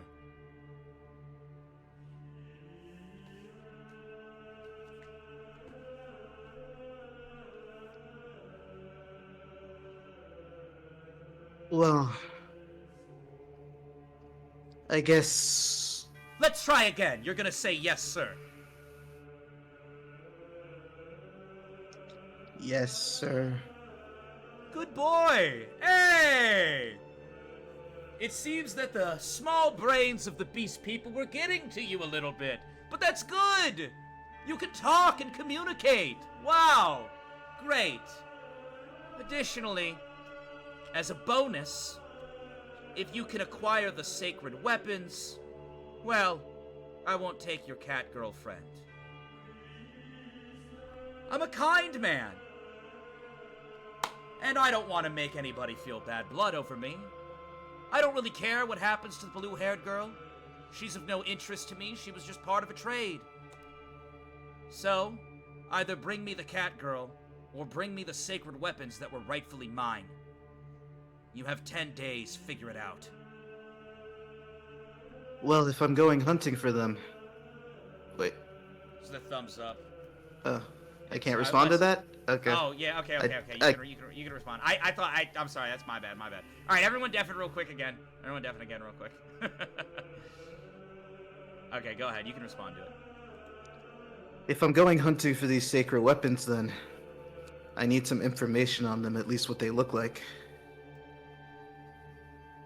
All I know is that King Willow had created several sacred weapons recently. I don't know how or why, but he had the resources for it. As part of the deal for the blue-haired girl that we kidnapped, he was going to give me 2 sacred weapons. Someone having devices and powers that I don't know about makes me kind of uncomfortable. So for the side of humanity, we were gonna make that trade. You and your party ruined that, so it's up to you to fix it. I don't have any further information regarding them. If you want more info, talk to Willow, that fat fuck.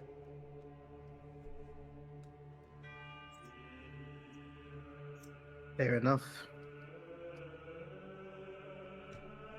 Anywho, glad we had this conversation, and I'm glad that you're fighting on the side of humanity. Can't wait for 10 days!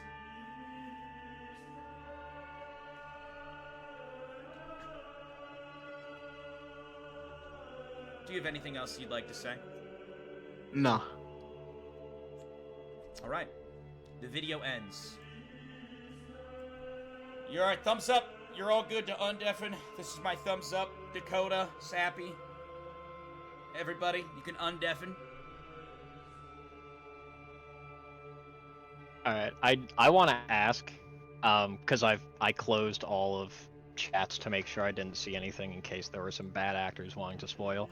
Is this something that, like, is only relevant to this that we shouldn't know and that we can, like, watch afterwards or look at once this session is done? Or is this something where... Got it. After you guys deafened, I said, hey, if any of you 3 are watching the VOD, I name dropped, because if any of you 3 are watching the VOD, skip ahead to this point where I'm thumbs upping. Alright, I got my thumbs up right here. I mean, you guys could, if you found out accidentally through chat or something, it does kind of ruin the zest a little bit, but it wouldn't be the end-all be-all as long as no one plays out a game. But for the fun of it, I want to keep you guys in the dark. So... Gotcha. Okay, then I will... Sounds good to me. Then if I do watch the VOD, I will absolutely skip ahead. Because this has me so fucking nervous, dude.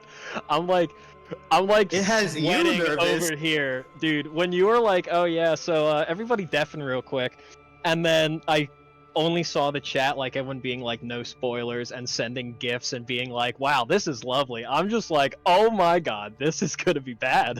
Yeah, we have a little chat where we were all typing to each other, and we were was it Sappy was just like, everyone's freaking out right now. What is going on?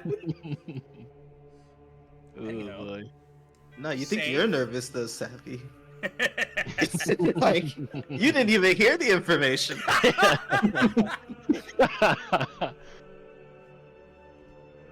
Well, All right. Safe? Are you heading back? yeah, I'm gonna summon Bella, my tiger, and I'm just gonna give her a hug. You see You're Bella the only purr. one that gets my suffering, Bella. Bella purrs and starts to lick your face. Well, back to camp we go, I guess. You head back to camp.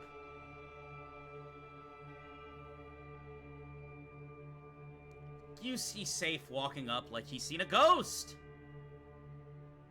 Hey, dude, you were gone a really long time. Everything all right?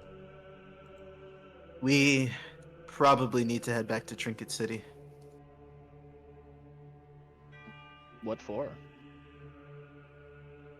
Well, Rita and Salus were on a mission to my understanding. And I have some business I need to take care of as well. Okay. That's fair enough. I thought, well, I don't know what I thought. That being said, I imagine Crimson can't come with us. You see Crimson look at you, It's almost time. It's happening soon. I'm nervous. All right, you mentioned a meeting. I did. It's gonna start in a few minutes. We should head over towards the purple haze.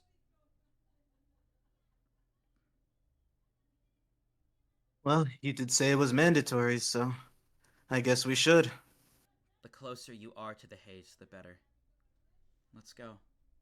You see Baby Blue. Wait, what's happening? You see Crimson kneel down and grab her hand.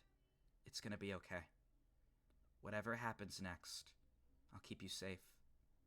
Wait, what are you talking about? You're scaring me. And you see Crimson start to walk towards the edge of the safe zone. Where's Pip? Pip should be there. All right. Pip's over at the igloo. He's currently looking around it. He asks Lup if if Lup has a pill closet inside of the igloo.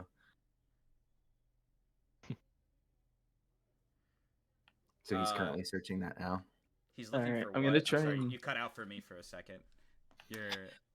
Pip says, Lup, is there like a pill closet in the igloo? I have a headache. A pill closet? No. But you see him quickly waddle on over to the kitchen, start mixing a bunch of stuff, spilling shit everywhere, and he walks on over with what looks to be a delectable and different in flavor boba. He just lets That's it not- and holds it up. Sorry, buddy, that's not really what I'm looking for right now. You see him look at it and he just punts it. Jesus Christ. You see him waddle over to it and he starts punching it into the snow, upset with himself that he would even present such a drink. Oh my God. So, I imagine not. You see him look and he looks sad looking down. He just walks over and plops next to you, sad. That's okay, buddy. And so Pip picks up Lup and snaps his fingers, undoes the igloo, and then just starts walking back towards, I guess, where the group is, so towards the edge of the forest.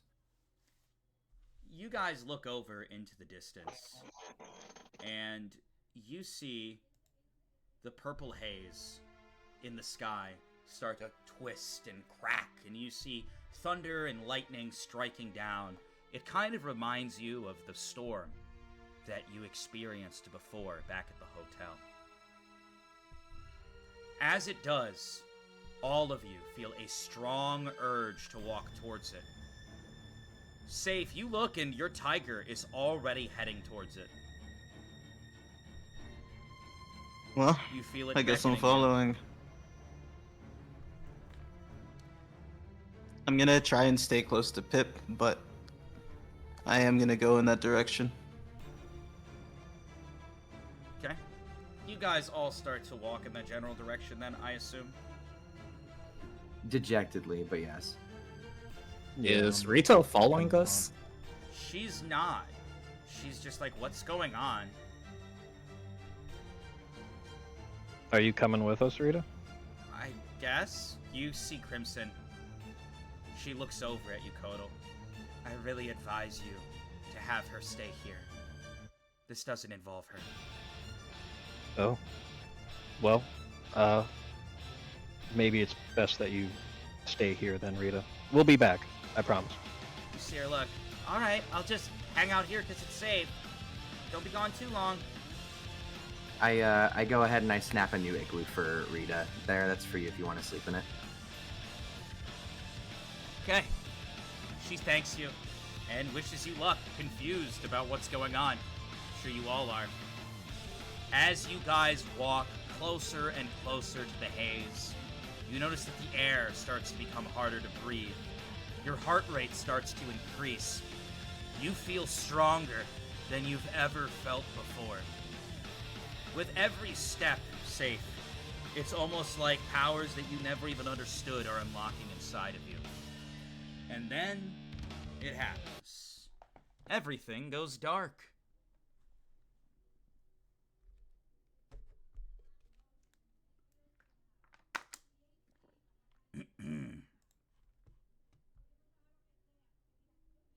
Oh, shit. Oh, shit. We're dropping frames. Give it a second. We're dropping frames. Are we going to come back, or do I got to reset the stream? All right, we're back. Are we back, chat? Are we back, chat? Man, OBS been dropping frames a lot lately, dude. I actually checked for updates today to make sure it was all good. I don't know what's going on. We all good?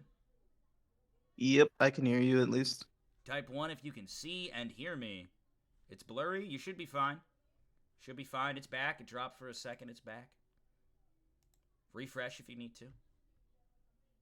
We had a drop. Apparently we had a drop earlier, too. Hopefully that did not fuck anything over. Anywho. If we're all good. Good now? Here, let me run a little raffle for you guys.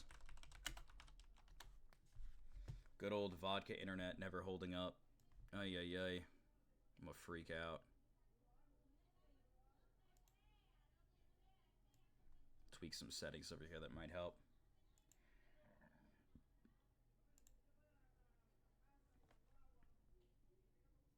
Scared I'm gonna miss big shit? Hopefully not. That is the one risk, the streaming D&D. But yeah, it seems like everyone's back.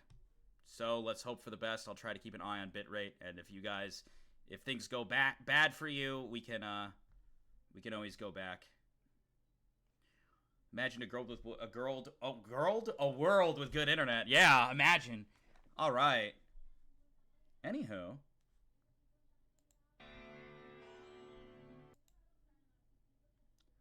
Pip! Yeah. You wake up. You feel something dripping on your face. You blacked out. What the fuck? You look up and you see yourself, and you are in a bed of snow. You look around and you see beautiful, glimmering shimmers of stalactite and stalactite all around you. It's gorgeous. What the You hell? look over and you see your little penguin buddy, and he's just whee going down a little slide. There's like a nice little ice slide in the corner, and he just on his belly slides across the way. That's fucking adorable.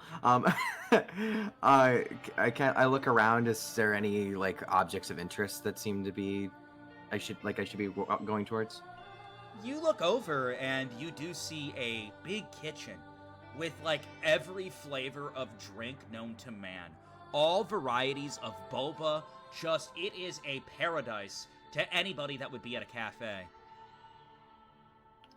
Okay, well, it'd be a waste to not take advantage of this. Hey, Lup, you want to have a big ol' buffet boba? You see him quickly waddle over, and what's weird, it's like he seems to know where everything is. He just starts, like, opening cupboards, pulling out everything you need. Yeah, I mean, it is absolutely wonderful. One thing that you do notice that's kind of weird is that there is a big, massive caged door connected to this room, and there is a long hallway. It's completely dark, and you can't see the end of it. Okay. I walk up to the cage door. Okay. You stare out, and you just see black. You can kind of see some, like, you know, stone walls and stone ground, but it is a long, black, empty void of a hallway. In the background, you see your penguin looking joyful. It looks so happy. It makes a drink, sets it down, and then waddles over to what looks to be a makeshift bed. It is perfect. It perfectly fits his size. And the little penguin just lays down in the bed. Boo! And just goes to sleep. Well, so much for me asking where we are. I try to check the cell door and see if it's unlocked. It is locked. Seems like you're locked inside. Okay. I turn around and I go back towards the kitchen. I immediately pick up the drink and start drinking it. It's fine. We're dropping frames again. Chat's gonna freak out. I'm sorry, guys. No worries. I don't know what's going on with my stuff. I don't know what's going on with my stuff. terrible time. I'm keeping an eye on it, but like, and then it's back. Cumcast strikes again. Yeah, Cumcast. Chat calls it Cumcast. I could, like, take the risk to, like, close it and reopen it, but I don't know. I don't know why we're having these awful lags. Alright, we're just gonna pray, chat. We can get through this. We can get through this. My beautiful storytelling. Just getting fucked by Comcast! So Just you like go how over. I'm gonna get fucked by Vaughn. You go over, and you said you're going to drink the drink that he made. Correct. 20-sided.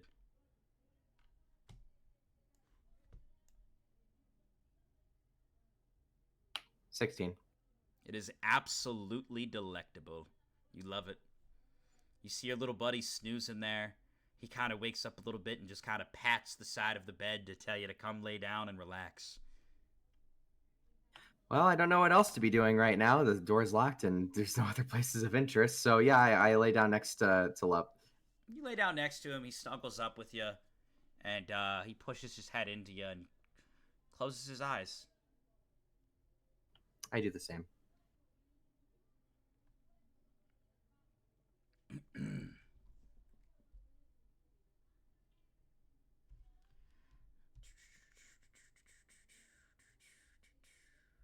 I have this in my notes?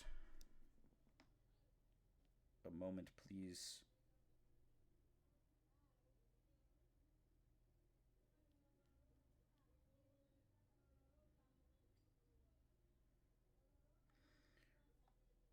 Kodal. Yes. You open your eyes, and you find yourself in a place with lots of branches, trees, at a beautiful water's end. Or water's edge, I should say. You see all the stones kind of having this water here, and it's very nature heavy. You see your snake looking very gleeful as it kind of goes through each of the vines, down towards the water, just kind of moving around very quickly, like it knows the area very well. Wow. This place is beautiful. It calms you a little bit. It's nice that it's not raining. In the same sense, Salus, you wake up and you see webs everywhere. Webs upon webs upon webs upon webs, and a big pile of shit in the corner. Your little spider buddy seems to be having fun swinging from web to web, though.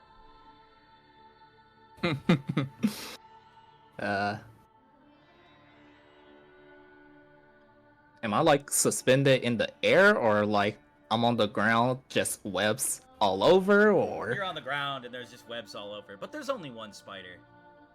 Ah. Okay. And then, lastly, Safe, you see a massive, giant cat bed in front of you as you wake up in your own little area as well. And you see the tiger going across and rubbing its cheeks on everything.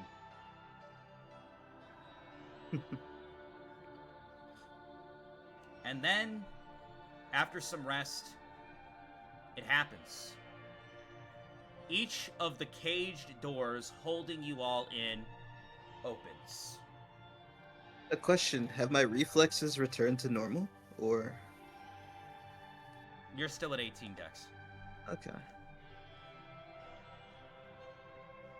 I'm just gonna hold out my hand for Coco to slither up, and I guess I'm gonna head towards the gate.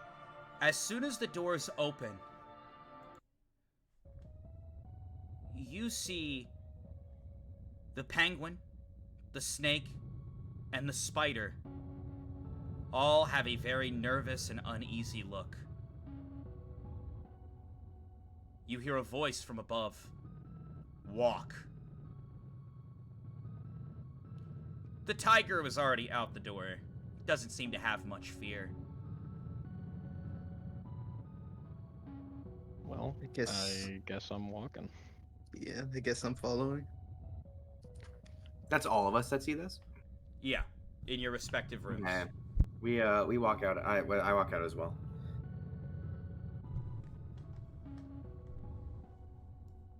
You all walk down the long hallway.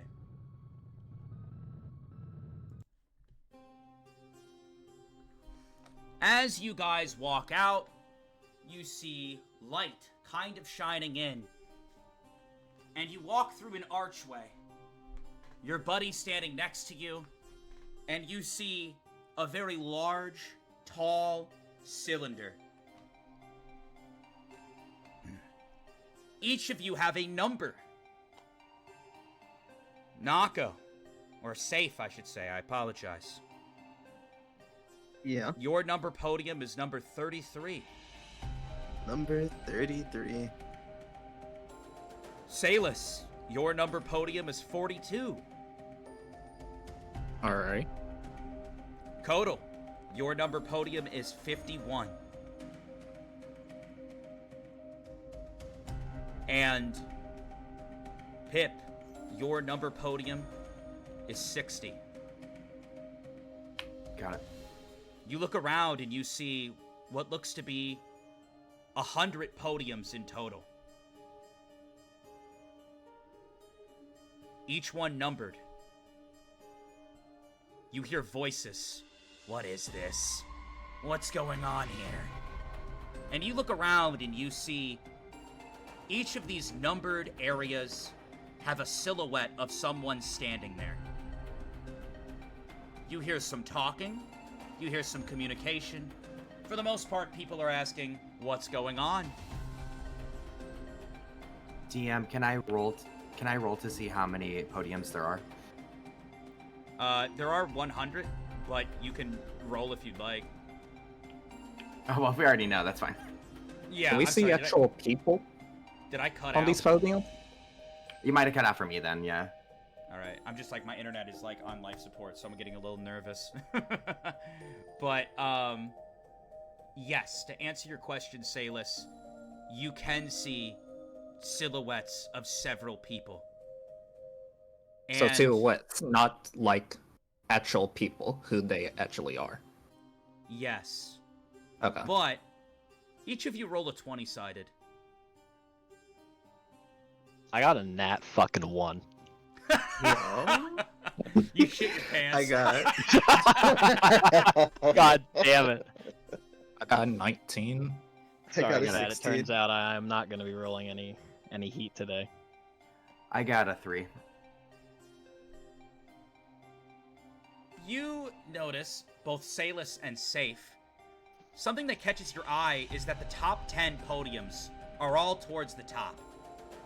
And number 4, you can just tell from their silhouette, from their stance, from their demeanor, from the tea that they're sipping in hand, it's Crimson. You can at least recognize the silhouette of one person.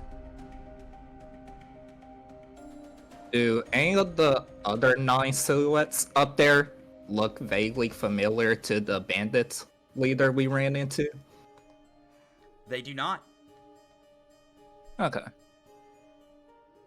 You Can hear I a ask- voice. Oh, yep, go ahead. Can I ask if there's an empty podium? Some of the podiums are empty, but they're empty of a human silhouette. They still have the silhouette of an animal or being there. And there are a few of them. Can we roll to see which one? What is if any of them was the phantom we saw last session?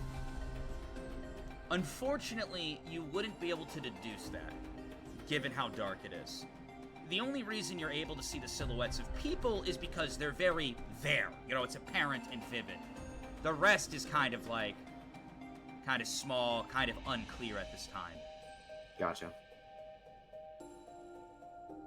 But you guys all hear a voice from above.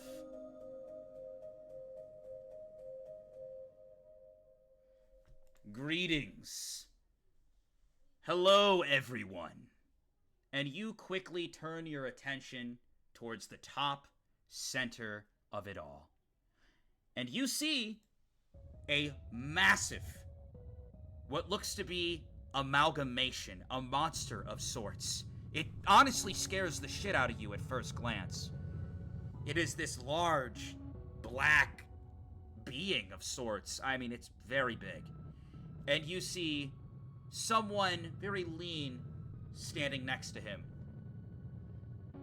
Hello. Introductions are in order. In this world, there are ways to connect and break the barrier to go to other worlds. You currently have all been summoned through that little crack that I made in your dear little plane to the spirit world. Each of you has made a subconscious contract with one of my many children. I'm sure many of you are confused, but the benefit is that you've unlocked a tremendous amount of power. Good for you. Your sad human race is finally getting some excitement in their life. Before you are all 100 of my children, embodying and embracing an entity that a human thought could come up with. I'm their father and the god of this world. Traditionally, every 100 years, a new king must take the throne. My time is coming to an end. Each of the spiritual animals before you have gone through various trials. How they've done on these previous trials has ranked them from 1 to 100. The higher you're ranked, the better they did on their past tests. But, I mean, it's a joke. I don't expect anyone out of the top 10 to really show me any results. But alas, the way that our kind works and the way that the spiritual beings work is that their powers are best used through a vessel, a human with talent, a human with a refined body. When a spirit connects its aura to a human's aura, it is able to utilize its powers to the max. But in turn, the human is also able to use said powers. It's kind of like our kind feeding on you, using you as a tool. It's what you're good for. Each of my 100 children, well, most of them at this point, have connected with one of you. Whether you like it or not, you're officially involved in their final test. I personally don't care if any of you perish or die. All I care about is getting a king fit enough to be able to communicate and control a human.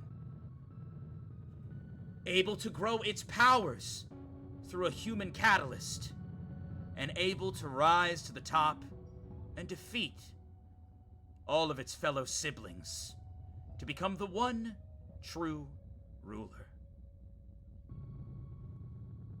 Now you might be thinking, I don't want to be involved in this. I didn't know.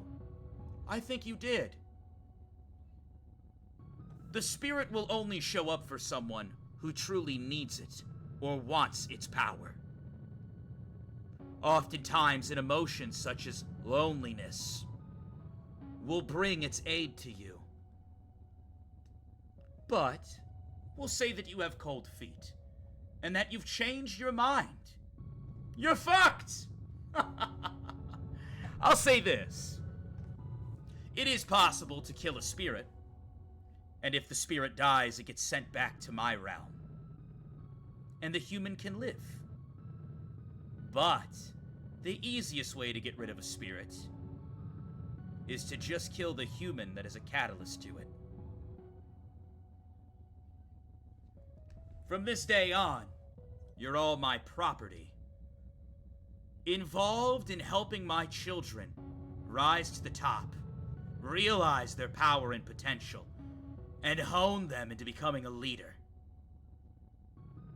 But it's a give and take. Whoever wins will be rewarded. Any questions?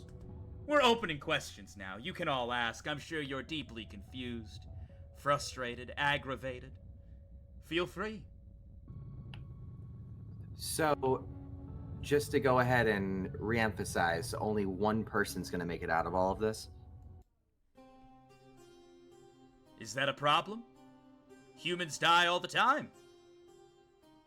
Yes. One will make it through this. And the one winner, the spirit connected to them, will become the new king. And our tradition of every 100 years will be complete. We chose this plane because this plane has a diverse amount of energy and talent unlike anything we've seen across the multiverse.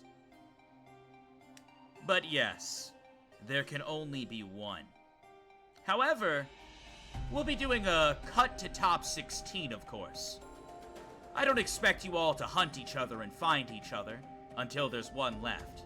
So once there's 16 of you, we will move to the next phase. As of right now, there are 97 of you. 3 have been eliminated already. Additionally, to anyone who did what they're supposed to and eliminated, I sent them a little message into their mind, letting them know they won, that they did a good job. So much so that I'd like to congratulate you all right now. Salus, you look over and you see that you get blessed with some amount of power. You can put a +1 on any one of your stats. That's permanent. A gift from me to you. Before we even officially started, you've already started doing great work, and I congratulate you. You did exactly what you were supposed to.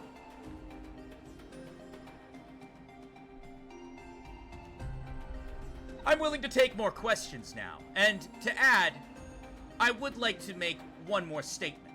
To any of my children that are currently lacking, you need to find a human, and very quickly. I know not all of you have done so, but it's been a few days since I opened up the rift. You guys should have found someone by now.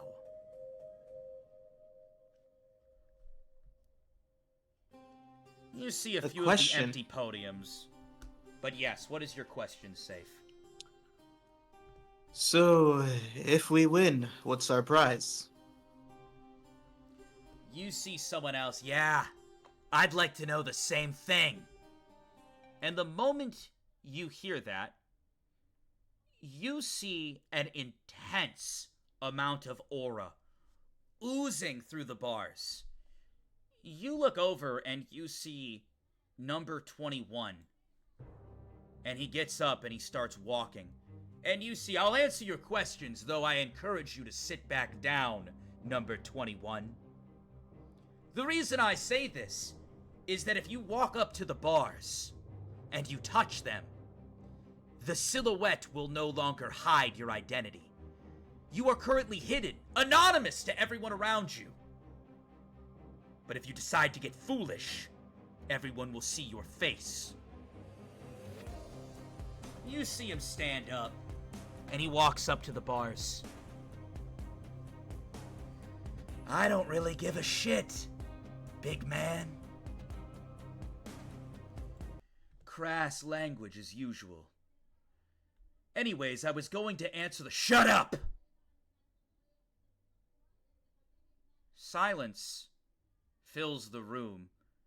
The very large spirit almost looking confused that someone would even talk to him like that.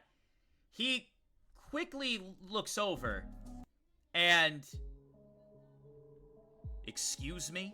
You crass, disgusting human? Don't interrupt me. Shut up. That's 2 times now I've told you. I'm gonna make this very clear. Crown me the winner right now. Oh, you humans. Surely you jest. I'm not joking. Make me the winner now. I can tell. I'm already going to win this game. Nobody here can defeat me. I have absolute confidence in my abilities. Your little spirit kid is just a bonus to what I'm capable of. You see him walks over to the bars, and he touches it. What are you doing? You guys can all very clearly see someone touch the bar, and he is visually shown to all of you. You see a dude with several piercings down his nose, on his lips, on his ears, and he has messy, chrome white hair with golden highlights at the end of it. He has several necklaces that are all gold as well, and tattoos up each side of his arms. I don't give a shit if they can see me or not. I'm going to win. Crown me the winner now. What would you like to say, Pip? I'd like to roll perception as he sin. 20-sided.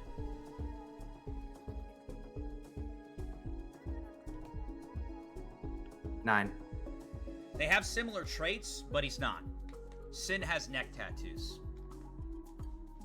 Gotcha. Here's what I'm saying. I live my life by a certain policy.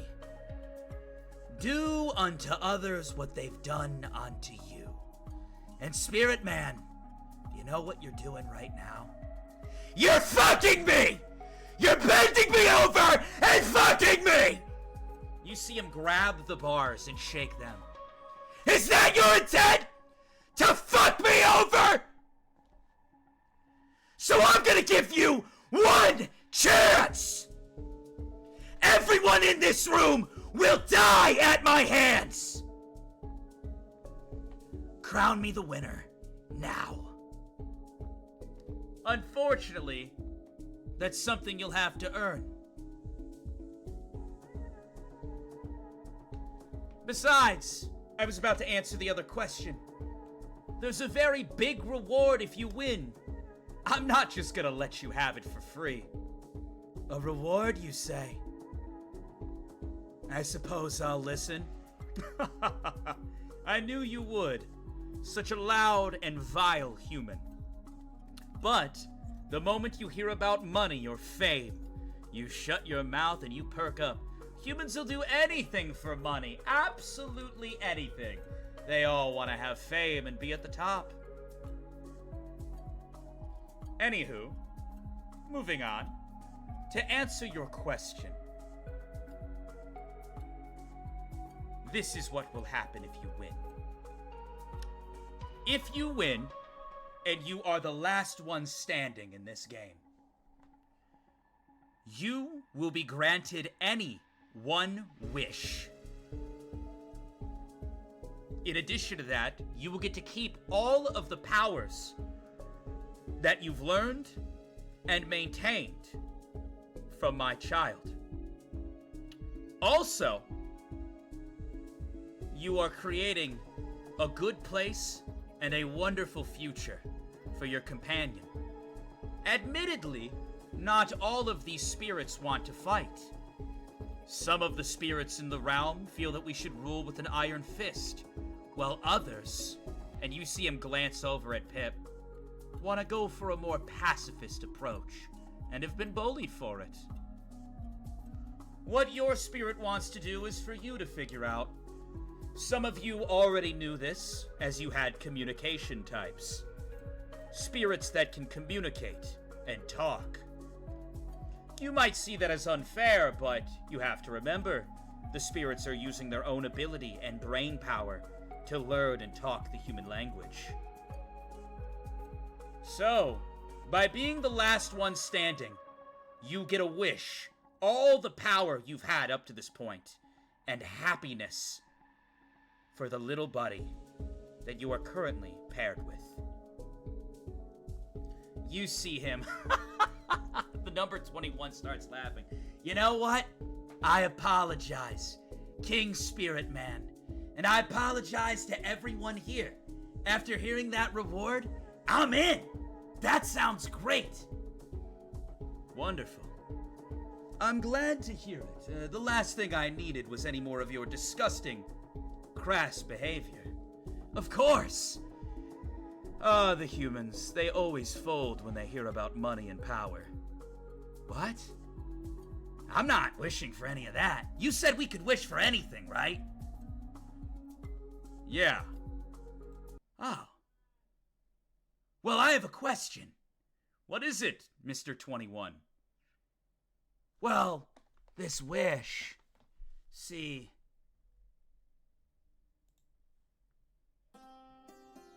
I don't really care. Oh, hold on. I don't really care about money. I don't really care about fame. Hell, I don't even care about immortality. You can keep the powers, I don't give a shit. Okay. Well, then there shouldn't be a problem. I can grant any wish. Oh. Good. Good. So, my question. My wish. What I want when I win is your ass on the table. Like my life? You want to take my life? I mean, sure. I suppose I could humor you with a fight, if you'd like. No. If I win, I want to fuck you. You see everyone just kind of turn and look at him. Huh? What? You see the spirit. What did he say? The spirit king What did he say? slowly turns to his wife. Honey, I'm sorry you had to hear that. You crass and disgusting human. You said any wish. And let me make myself 100% clear. You said we could have any wish. I live my life by one policy. You have taken me and imprisoned me into your sick and twisted game. And I want nothing more than to do unto others what they do unto me. So you have one option. Crown me victor right now and free me from this nonsense. Or I'll do unto you what you're doing to me. You dare take me away from my life and try to fuck me! Well, guess what? I'm gonna fuck you! I'm gonna bend you over and I am going to fuck you! Ah! And you just see at that moment, he gets completely foaming at the mouth, and the Spirit King snaps his finger, and you see him, and he foams, and he falls to the ground, twitching. I hate humans. Sick, disgusting, vile humans. Worry not, I unfortunately didn't kill him. I wouldn't do that. I want to give all my children a fair chance. But 21st child of mine, you really know how to pick 'em. At that moment, I will stick to my word. Any wish. You see him on the ground twitching. He wants it. He totally wants it. You see the spirit look at him and shake his head. Disgusting, vile roaches. I want this shit known that if any one of us as the player characters pulled this, he would have just been like, I cast nuke on your cell. You have been removed from the game. I'd like to ask about the wish. More questions about the wish. I welcome any reasonable questions. If you have your crass, disgusting human behavior that you'd like to put on the table, keep it at home.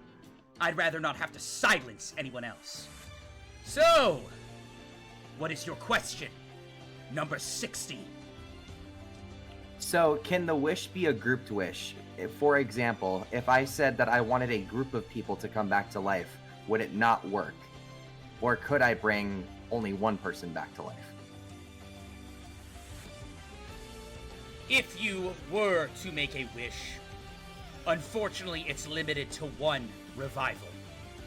You can wish one person back to life. At that moment, you see two eyes glimmer red with a big smile of pearly white teeth in the number 4 slot. Oh, is that right? You can wish back someone who were to die. Good to know. I have a question. And you hear it in Crimson's voice. You said we weren't allowed to leave the game, but I heard otherwise. Did you now? I'm aware that you have a communication type. Isn't that right, number 4? Yes, I do. I feel like I'm at such an advantage knowing all this information. But I wanted to ask, what if someone were accidentally involved in the game and they didn't want to be involved anymore? Surely you're not talking about you. You have one of the most powerful ones here. I absolutely believe in any of my top 10. You are my champions. Well, no. I was just told that there are some rules. Ah, you caught me. There are some rules that I left out, but I suppose since I'm getting called out on it, I will elaborate a little bit further. If at any point you were to lose your spirit, or lose the life of someone close to you, you can revive them. If you're able to overcome and defeat any one of the top 5. You see the top 5 look, and specifically the number 5. That's the most ridiculous shit I've ever heard. It's a violation to my ears to hear some such rubbish. What the hell did you just say? What kind of garbage disadvantage is that? All of the 5 are exceptionally strong. You could easily wipe the field. So, if anyone were to perish, or if you were to just lose your spirit and you wanted to get back into the game, by eliminating any of the top 5, you could bring someone back. It only works, though, on someone who's in the game. It doesn't work on outside competitors. They have no involvement. You see the girl twirl her hair a little bit. Okay, I think my question was kind of answered. No, this is absolute bullshit. Honestly, I can't believe you'd speak such garbage to me. Why am I? Just because I'm number 5, I'm at a disadvantage? You hear a voice from the number 1 slot. Wow. Scared you're gonna lose? Also, don't interrupt him. He said he had more rules. Please go on, sir. There is one other. If, for whatever reason, you are unlucky enough to get wrapped up in the game, let's just say that you're in the game and, well, unfortunately, you need to be free. You don't want any further connection to your spirit. Well, you can either slaughter your spirit yourself and hope that it doesn't retaliate against you. That's the first option. Go ahead. Grab your spirit by the throat. Crush its windpipe. But it is connected to your aura, so you'd have to be extra careful. The second way is that specifically the number 6 and the number 7, and you see him look over, these two have the power to very easily and painlessly sever the bond between a spirit and a user. So, if you're someone who desperately needs to get out of the game, I suggest finding one of those two. And hopefully they'd be courteous enough to do that. But be careful. Last time we did this, a few people pretended to be the number 6 and 7. It would be a shame if you ran into someone being a little devious.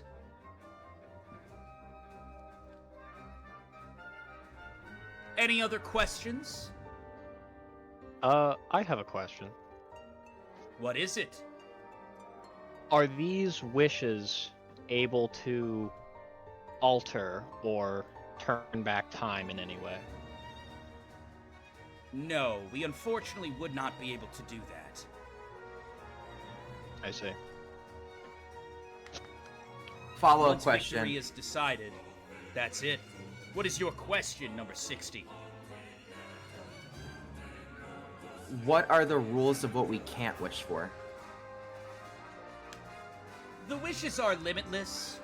You can truly wish for whatever you want, and you see the guy on the ground, yes, I'm gonna butt fuck you, you piece of shit. What the hell? I look up. I look up at Crimson. I say, "Is this the garbage you're talking about, number 4?" Potentially. What wish did you have in mind, number 60? I'll need time to think about it. I just wanted to know what the logistics and rules were before even thinking of one. I can see into your emotions. It seems you're at a divide currently. Well, let me tell you this. Humans are horrible.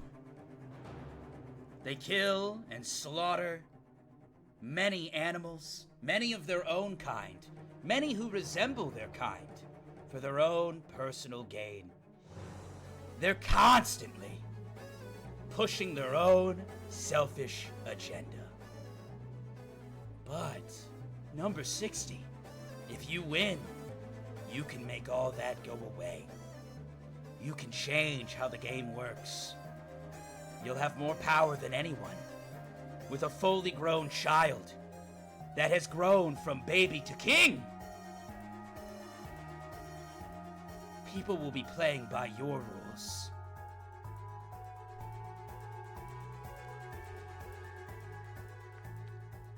Does that answer your question? It does. I think I have one more for you. Of course. I've noticed that the powers get stronger as we go throughout. So we can have multiple abilities. Can we have multiple companions / can we have multiple spirits?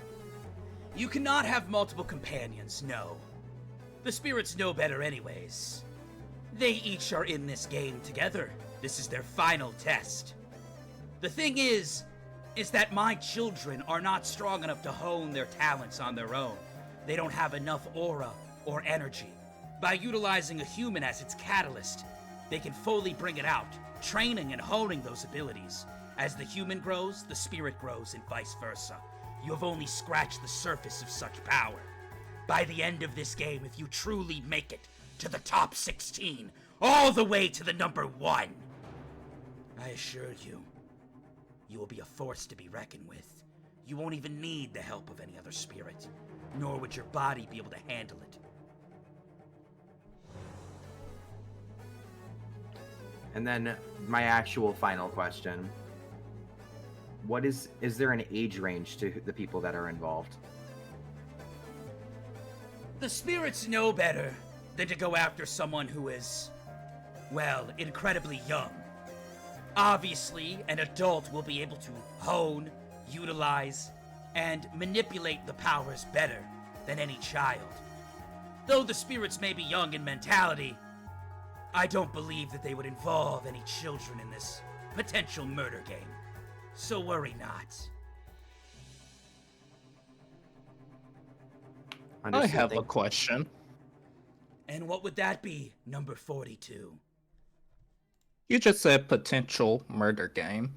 That will imply there's ways to rise up in the top 16 without killing, correct?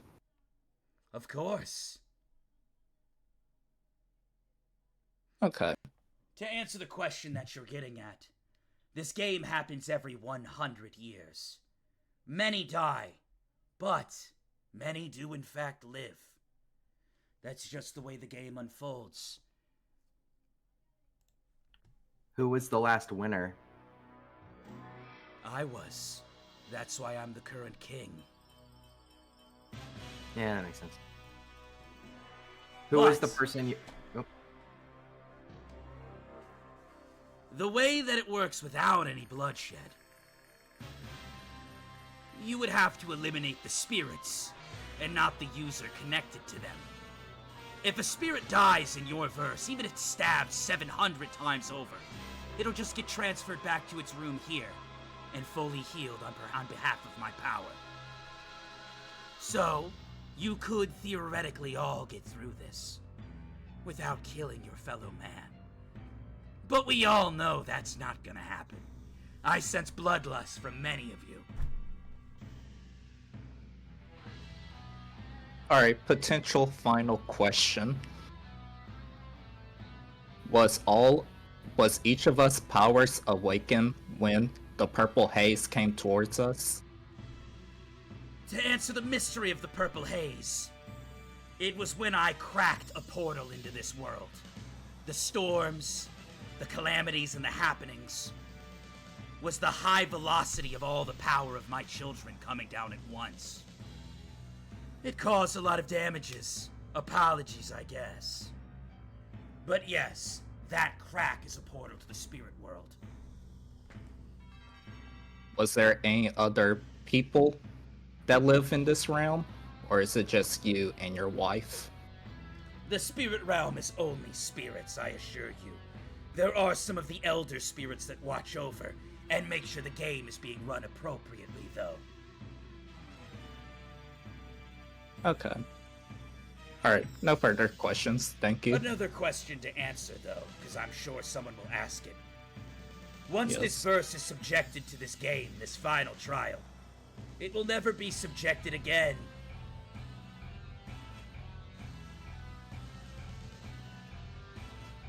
We will Okay. pick a different verse. Are there any further questions? What Will we number have game meetings is... like this in the? Go ahead. Will we have meetings like this in the future? Yes.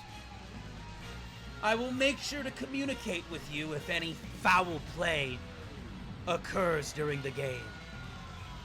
But let's hope it doesn't come to that. What's considered foul play in a game like this? Unfortunately, I won't be answering that, because I don't want to give any ideas. Out of curiosity, what number game is this? Since you said this happened once every century. You don't need that information. Fair enough. Any other questions? You're rather chatty humans. If we have a question that we need to ask you once we're not having a meeting, is there a way to ask you said question? There is not. The whole point of this is independence for my children. If you have a question or true fear regarding something, try to communicate with them. Okay. Do the spirits grow with us, or do they stay in their same form? They will grow with you, but they shouldn't change in size too much. Their aura will change, and their powers will extend. Understood. Without further ado, though, I'd like to put you guys all through a little test.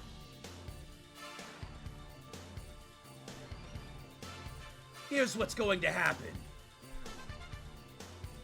You see he holds out his hand, and a golden pixie appears.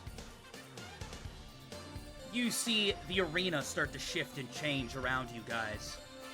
In the beneath is a labyrinth, various pathways. At the top, if you look, and you guys all look straight up through the bars, you see a sky of clouds, rain, lightning, and thunder at the top, as well as a rim at the top of the cylinder. There's also an open area beneath you. The game is as follows. You can choose whether or not you'd like to participate. But this pixie right here, see he holds out his hand and the pixie flies out into the center. It's very fast. Any one of you can come forward and try to catch the pixie. If you catch the pixie and hold on to it for 10 seconds, I will give you a reward. you will have to compete against any other who would like to partake in this test. All of those who choose to participate will throw their anonymity in the trash. Everyone will know what you look like. That's the risk of playing. If you lose the game, there's no penalty. If you get damaged or hurt in the game, I will revive you. The penalty is solely showcasing your powers and identity to everybody here. Now, on to the reward.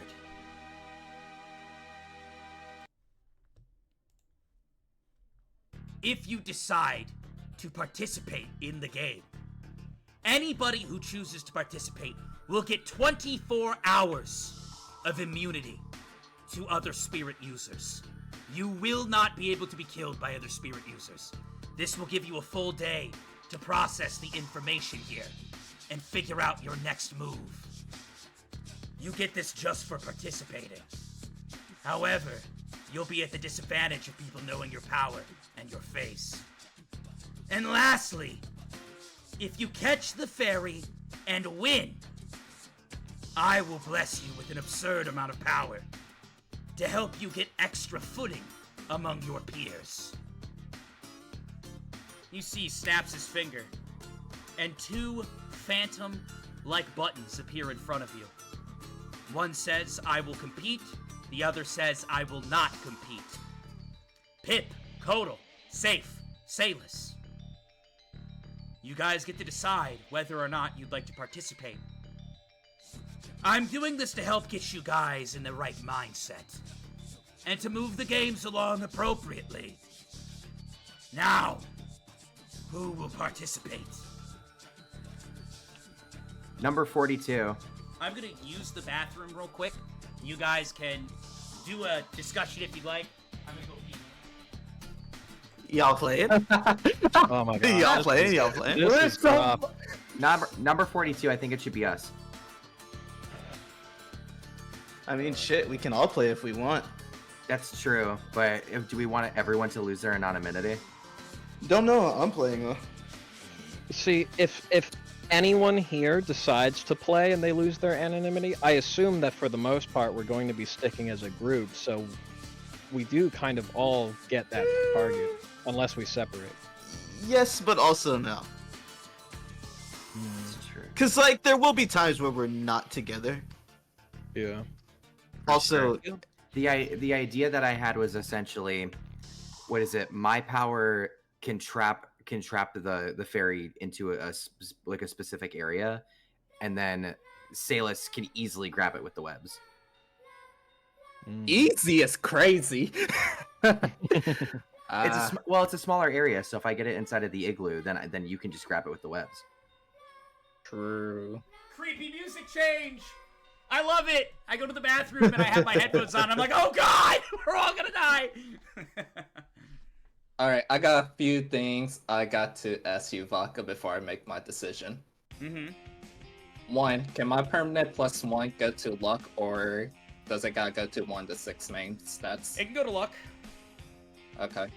Can I look at my spider and see how she's feeling about this situation? She down. She down? Mm-hmm. Alright, third. How big is the freaking headband I got tied for my hair? Is it enough to cover my face? Well, not the entire face, but the bottom half.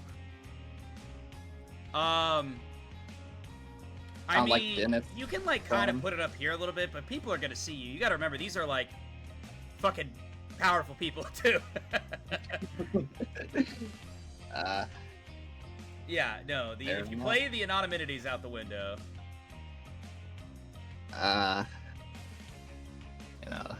Let me do a roll. Question for what is it? God, I guess. Sure.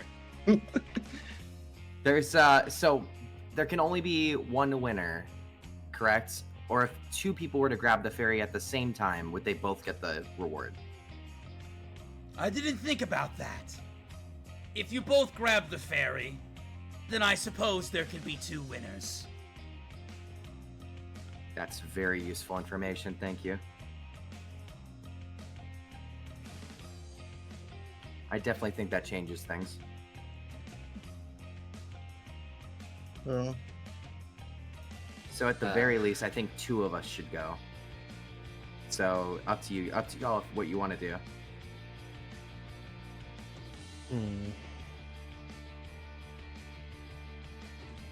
well, regardless.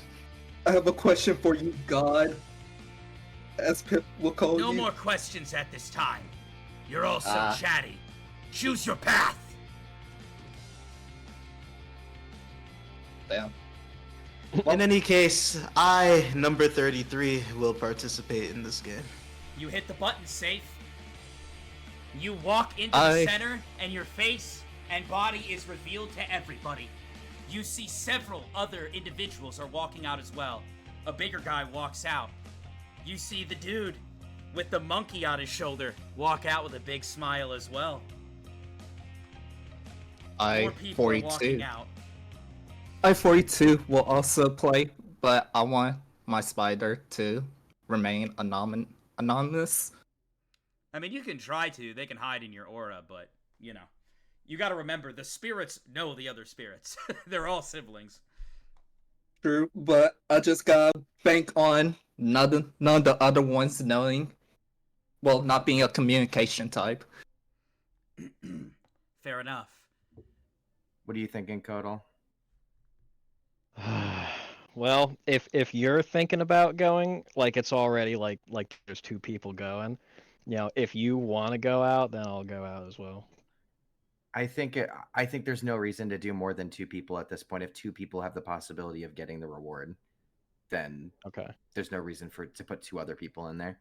Now, keep in mind, Right. You guys wouldn't be able to communicate like this that much. Unless you're, like, yelling it to each other across Yeah, yeah. So I would like you to make your own number decision. 51! Hey, number 51! I don't know, man! Kodal naturally wouldn't, is what I would say. Okay, so Kodal's He's sitting out? he's very nonchalant, very laid back. He would not want the smoke. Okay, so Kodal is clicking no. Yes. Fair enough. Kodal fans crying right now. And Pip? My thought process is essentially that what I just thought about is the Spirit King actually just called out my number and said that I'm the guy that's easily taken advantage of, so I don't want to reveal myself. So I'm gonna say no. You see him look. You guys see in total, it's about 15 of you. It seems a lot of you are valuing anonymity. How boring.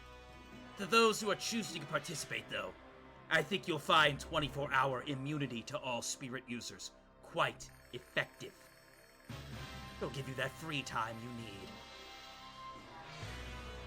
Well, if we have it all situated, then I will wait! And you see, half dead, number 21 slaps the button. I'm in this shit. You can barely stand. No. Hey, it's not my fault. I see a bunch of hot men in a room, I gotta head there. You see he walks up, as he's right, there is quite literally only men out there on the battlefield. You see he brushes himself off. Sup, boys? Ready for the circle jerk? He looks over at you, Safe. Eyes you up and down. Damn. Do you say anything to him? Nope, I take a deep breath. Is it cool that your tiger's next to you? Because that's what Bella would be doing. Yeah. He looks you up and down. Tiger Daddy. Hello. Make it a good fight for me.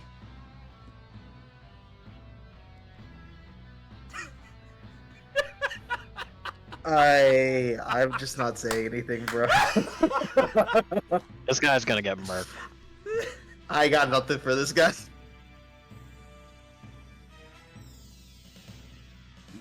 So the DM, can we know all of the numbers that we're seeing right now and what they look like?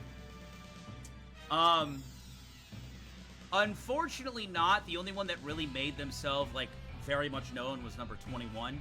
Everything else has kind of been covered by a fog of darkness. Gotcha. I do have a question, DM. Are all the podiums 1 through 100 like in order, or are they like They're not. random? Only the top okay, 10. okay. Yeah, that's why I said okay. it's kind of like, you don't know. Only the top 10. Gotcha. And you'll take note that none of the top 10 are up here. I would hope not. All right. Ladies and gentlemen, I've decided, since that there has been such cowardice to those around me, I, as the king spirit, am adding extra to the reward. You all should be fighting. You all should be coming up here. And since there's such a lack of you, I'm gonna spice up the game. In addition to being blessed with power, to 24-hour immunity, if you are one of the 15 in the ring currently, if you win, you can point to any spirit in this room, excluding me, of course, and they'll die. Obviously, this won't work on anybody in the ring, only outside of the ring. Holy you see shit. number 21. I love this guy! And you see him look at number 1 slot. I have a feeling you're gonna go bye-bye, number 1. You see the number 1. This is absolutely ridiculous. Then you should have played. I can change the rules at any time. And those who aren't being proactive are worthless to me. You disappoint me, number 1. Cowering in anonymity. You see I'll raise number my 21. hand to ask a question. Yes! I love this guy! I'm gonna fuck you so hard when I win. You see the I'll raise my spirit. hand What the to- fuck? You are repulsive. I raise my hand to ask the king a question. And what is that? Instead of killing the person, let's say hypothetically I win, can I just have information of whoever I point to instead? Don't Or have is it fear. only- I said kill the spirit. So as per your rules, the human connected to them would live. You see the number 4. Fuck! I should have played! Shit! And you see the number 4 just throw her fucking tea table. The spirit you choose in this room will die. Those are the rules. Alright. Anyways, if everyone is ready, Pixie, you know what to do. You see the Pixie zipping around. You look around the room and you see you're surrounded by 14 other dudes who are all playing at once, each varying body types. And you see the Pixie fly up, and you hear, begin! Safe! Sayless, you guys have an action. You see several people all start to move.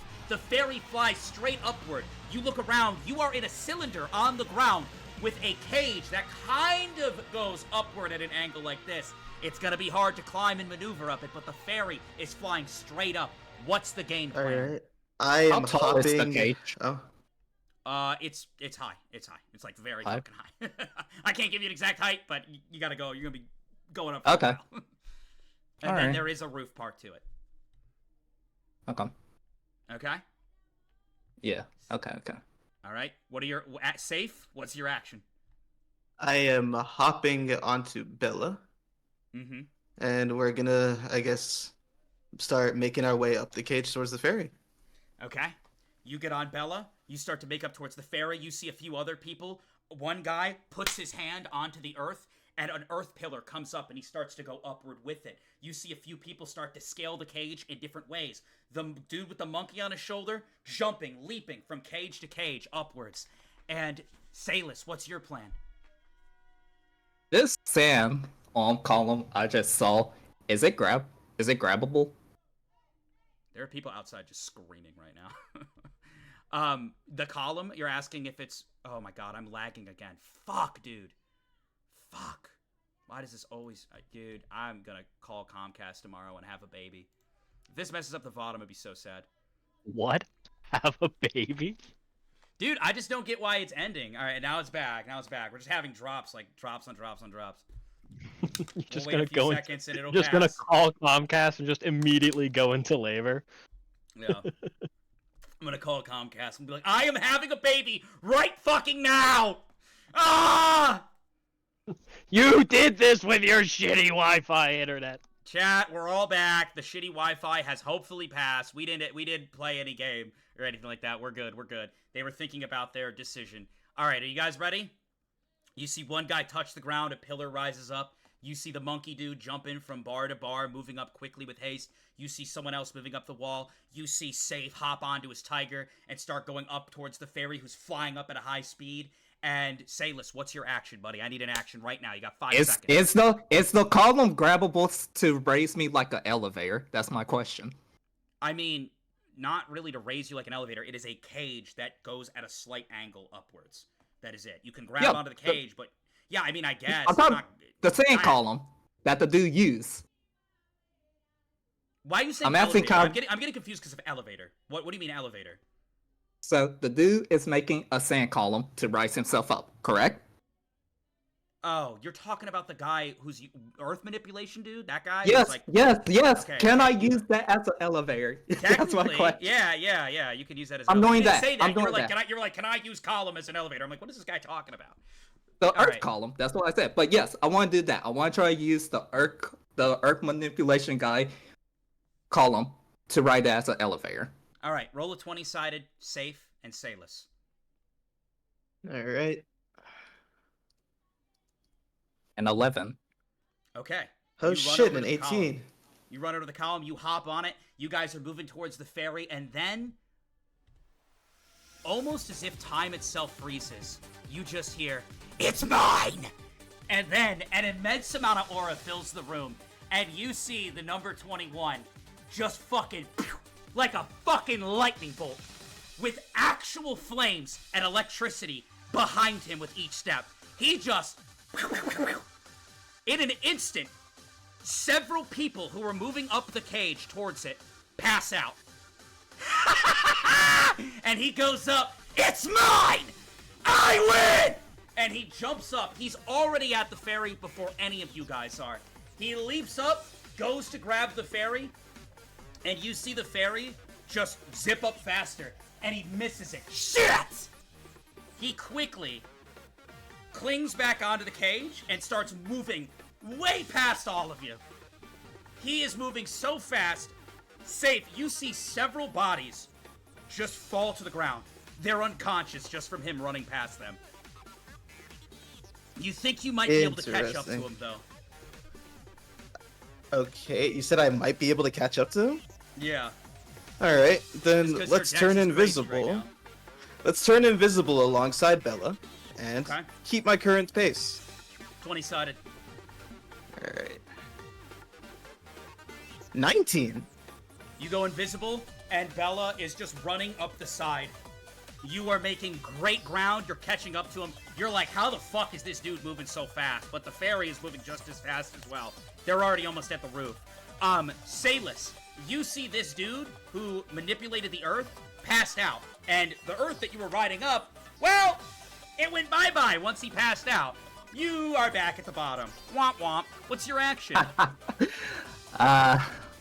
Well, I guess I'm just gonna climb the cages like normal. No need to reveal my powers yet. Okay, so you don't want to reveal your powers. You don't have climbing as proficiency, right? No. Alright, you start scaling the wall. It's a lot. Yeah.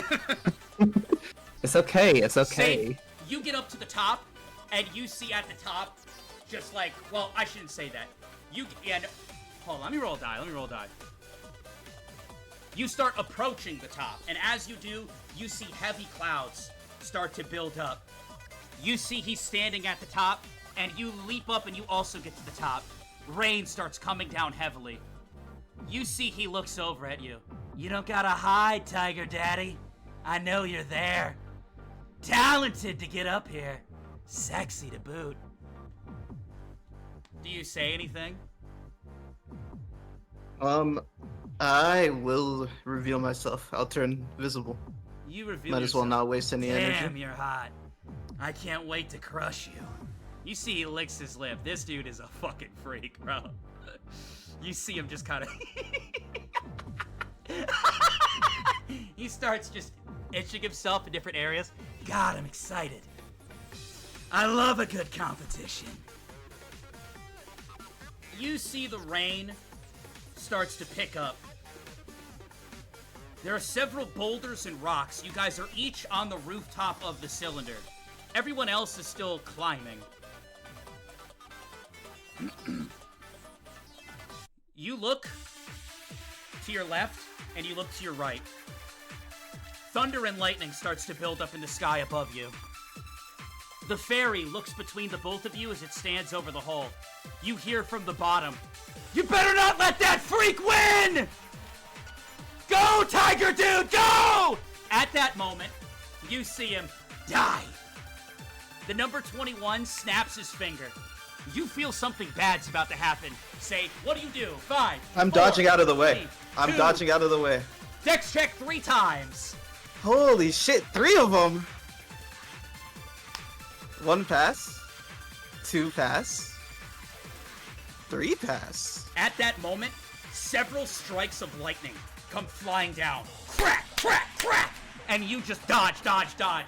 The 18 in Dex, the Tiger's 18 is doing wonders. He's dodging lightning. You move backwards and you see him.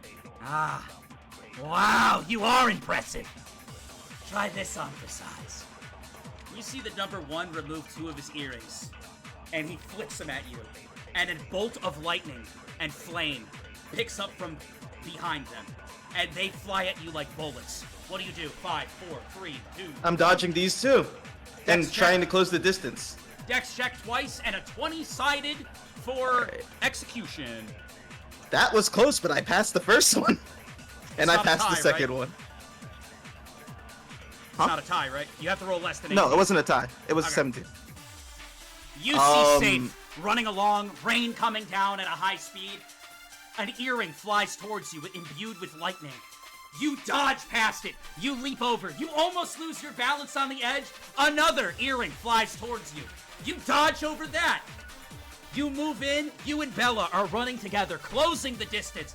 You see him. Ah, oh no. The sexy tiger man's gonna catch me. Sure hope he doesn't take advantage of me when he gets here. I'm helpless. You see him stand there, completely open. Where's the What fairy? do you do? 20-sided. Wait, where's the fairy though? Oh, the fairy? It's over Yeah. the pit. It's just watching you Okay. guys. Yeah. And like, I guess relative to me, where is he and where is the fairy at this specific second? Like, I want to see which is closer here. So you are on a massive cylinder roof. And the cylinder, right, goes down to where you guys came from, and the ferry is directly over the center. So to get to the ferry, you would have to, like, fucking leap, right? And try to catch the ferry in air. But that thing is, like, lightning fast. He just started attacking you, so you're kind of now engaged with him. But you could say fuck that and leap for the ferry. If you miss, though, you might be fucked. Ah, shit. Need an answer? In that case, I'll keep biding my time and dodging. Okay. You start Looking to move for in. an opening to, I guess, like... You're about to connect with him. Are you drawing your blade? We'll stick with bare hands. Okay. You run in, bare hands, and the moment you're about to connect with him, you just see him. See you, sexy. And in that moment, he leaps. The moment you get to his side, he jumps directly over the pit. I win! I win! And like lightning, he reaches towards the fairy. The fairy about to connect with his hand. He goes to grab, and the fairy just dodges and zips upward. And you just see him, what the fuck? And he starts falling in the pit. Shit! It's just you at the top with the fairy there. Alright. Okay. I have my plan. I'm going to... Are you ready, Bella? You see the tiger look to you, ready for your order. All right, I'm gonna have Bella jump with me on her back towards the ferry. So you're both gonna leap at the ferry at the same time while you're on her Yes. Yes.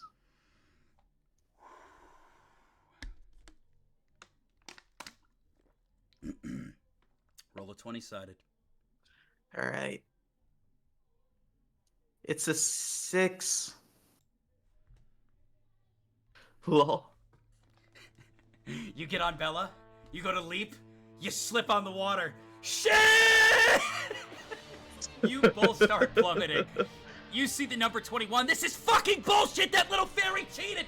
God damn it! Salis, you're running up the side. You see the earth manipulation dude is awake at this point. He's brushing himself up, and as you run off the side, you see someone also up next to you as you just are like climbing, and you see 2 people fall past you. Somebody comes up next to you, and they hold out their hand. Need some help? And you see a dude standing there. It's the monkey dude. I'm good. Thank you, Dad. As you say that, he goes, alright, fuck off then. And you see him grab onto the cage and tear it off. And he just like fucking basically Mufasa's you, where he just tries to throw you off. Do I see another cage above me? Yeah, it's all cages. Web wall, the one above me, and I'm about to start slinging up like I'm Spider-Man. 20-sided. A 13. You manage to web wall upwards. You kind of just move yourself up and you pull yourself upwards. As you do, you see the monkey dude just jump up. No, you don't. And mid-air, he just swings right to your midsection. Dex check. Alright.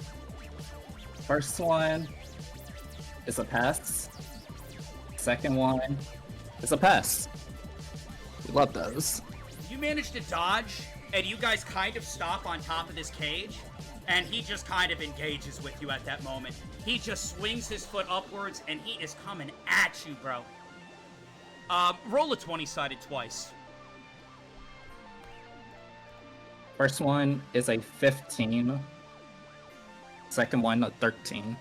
You're engaged with combat with him. You kind of dodge, swing, swing, dodge, and then out of nowhere, you just feel massive pain as his fist connects with your gut. You just start to cough up, and he sinks his fist into you, and you fly upwards.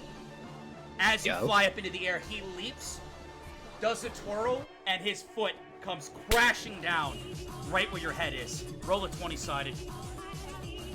Alright. Roll 17. You managed to actually catch the foot in air, and now both of you are falling. Alright, is he... Am I the one looking like I'm going to hit the ground first, or is he the one looking like he's going to hit the ground first? You would hit the ground Based on first. our You guys position. managed to fall in the position you were, but you have him caught in air, and you guys are both kind of like going. You do have a hold of him, though. I am going to try to flip us, so I'm, like, higher than him, and then let go, and then try to jump off of him, so he's the one, like, falling, What's your and strength? I'm not. My strength is a 10. 20-sided. Alright. A 12. You guys twirl. As you do, you actually manage to just plant him into the dirt, and you stick the landing. As this is happening, Safe, you fall.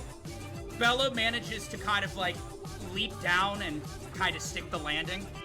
Cat's pretty good. I mean, you've seen it jump off the building in the beginning. You stick the landing to the ground, and as you do, you already see number 21 is halfway up the fucking building again. Dude is moving, and he is just like running full speed. I will win. I'm meant to win! Say, Vodka. Yeah, what's up? How long did it take me to hit the ground just now? Maybe like 10 seconds.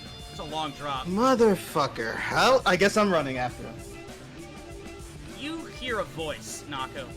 Would you like to stop and listen to what he has to say? Or are you gonna just go? I'll hear the voice.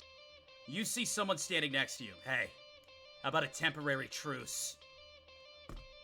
If you win, you let me pick who dies. You have immunity anyways, and I'll get you up there right now.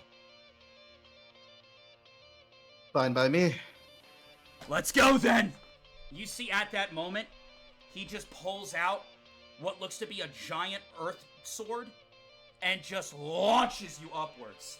You have no idea where he got this from, or what his powers could be, something relating to the earth, and you just fly upwards like a rocket. At that moment, you see the number 21 look down at you. No fucking way. Tiger Daddy! Mid-air, as you're flying upwards, he pulls 2 earrings off and flicks them down at you. 2 earrings come just launching towards you. You are on a direct straight path upwards. What do you do? 5, 4... I am going to twist my body and simply avoid them. I'm built like that. 20-sided. 19. Roll a luck check. I'm not passing that shit. Oh shit, a 1! I actually passed! You weave it Yo. like a fucking ballerina. That is You insane. weave upwards, and you see him look. What can't this guy do? Are you kidding me? You see him leap upwards, and he goes to grab the fairy, and he misses again. You stupid bitch! Hold still! The number 21 lands on the roof. You land on the roof as well. The fairy looks between both of you. He doesn't waste any time. He dashes towards you. You see his hand imbued with lightning and electricity. He's right in front of you. He's about to connect his hand with your midsection. What are you doing? 5, 4, We dodge 3, those! 2, We 20 jump over him! 20-sided. It's a 10. He swings upwards. You dodge. As you do, 5 dex checks. 5? Okay. Oh my god. For First one is Wendy's. a pass. Second one is a pass. Third one is a pass. Fourth one is a pass. Fifth one is a pass. 18 sure is a high number, huh? Several strikes of lightning yeah. come down. You dodge, dodge, dodge, dodge, dodge, dodge. You see the 21. I'm starting to like this guy. He jumps in towards you again. Massive lightning palm in his hand. He goes right up to you and swings towards you again. The storm brews up around you. Rain is coming down. One hit from this guy would knock you the fuck out. What do you do? We duck and go for a leg sweep. 20-sided. That's 16. Man, it really is my lucky day today. You duck underneath him and you go for a leg sweep. You trip the dude. As you do, Bella hops on top of him and just starts tearing at his face. You have an opportunity here to get the fairy. I'm going for the fairy. 20-sided. Ah, please, please, please, please. Fuck, it's an 8. You leap towards the fairy. As you do, it moves and you miss. And as that happens, you hear Bella yelp as the number 21 just fucking... The tiger flies into a wall, and you guys both start to fall. Several other people have worked their way up to the top of the cage. You're falling. What do you do? Safe. Anything to catch myself on? There are various cages you could try to catch yourself on. Then yeah, I'll do that. 20-sided. 15. You manage to catch on to one of the cages. You see the number 21 get up, blood leaking from him. Several other people have made it to the top at this point due to the delay and everyone having time to move. And you just see him look around. The fairy kind of zipping around, moving quickly. And then, it's a complete shit show. Everybody starts running towards the fairy. One guy leaps. 20-sided roll on my part. He misses! Fairy flies out of the way. Ah, shit! Someone else leaps and jumps for the fairy. It zips and moves. He falls down into the pit. You see the number 21. Fuck this. He zips around the top, and he just kind of uses 2 fingers to jab, jab, jab, jab. Everybody passes out. All right, you little shit. If I can't catch you, I'll just do this! You see he holds out his hand, and the storm starts to center directly over the fairy. You see the fairy look a little bit spooked. You see the Spear King. He's gonna kill it! I have a question. A massive fucking lightning bolt just cracks down over the fairy. What's your question? Am I anywhere near the top at this point? No. No? Alright. No. You see the fairy get struck with lightning, and it starts to fall. Hey, from where I am on the cages right now. Yep, you have an opportunity. Yeah, we go for those. You see the fairy falling. You see the number 21. It's mine! I win! And he leaps off the earth. Off the earth he's standing on. And like a fucking lightning bolt, comes down towards it. Safe. You have an opportunity here. Roll 2 20-sideds. Okay. The first one is a 10. The second one is a 15. You run in. Okay, roll. You leap towards it. As you do, you go to grab it. It's right there. You reach your hand out. And before you know it, the number 21 rolls slightly better than you and grabs it. He holds it tight. And the moment he does, he just zips around the cage. Can Bella intercept him, or is she down? Bella's down. You see a timer appear.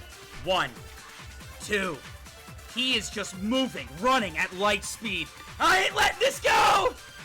Salis, you see this happening. You see the timer. 3. Is he 4. running like around, like up towards the top? He's running around, but downwards towards the base. 5, 4. Fire web 3, ball and encapsulate the whole thing to capture him. 20-sided.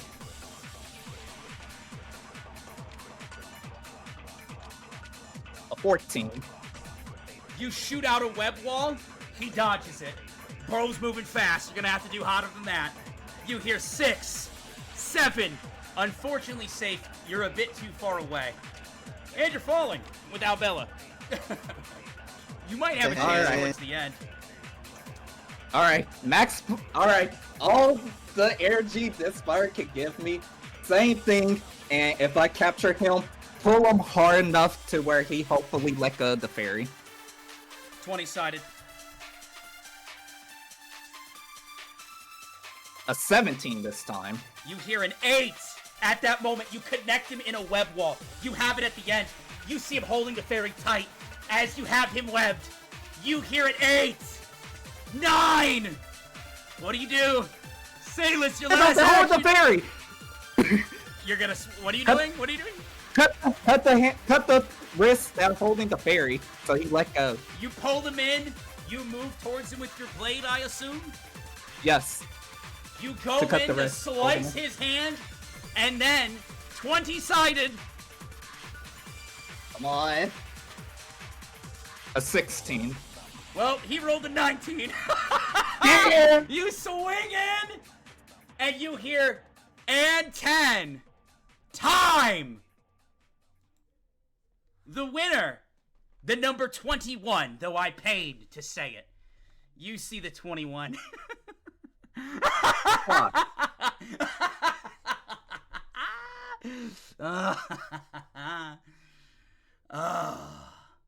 You see him squeezing the fairy, and the webs kind of go off of him at this point.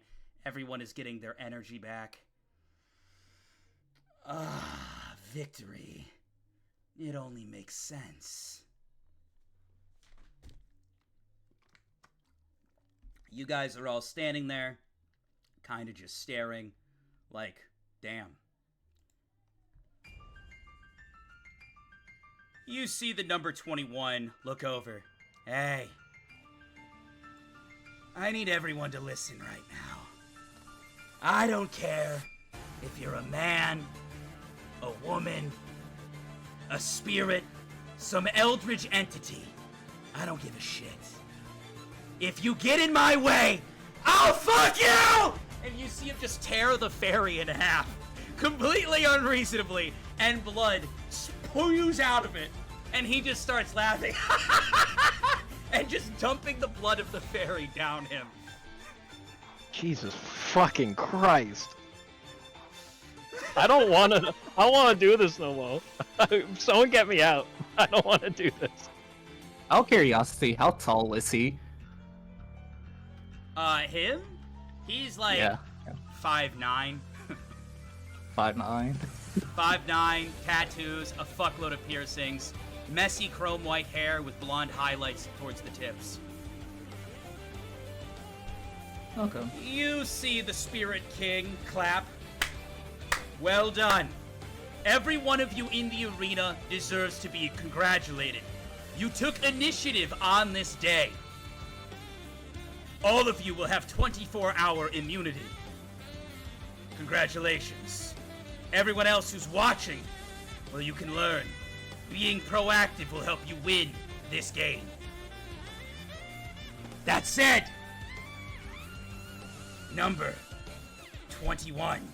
Though it pains me to say, you did win.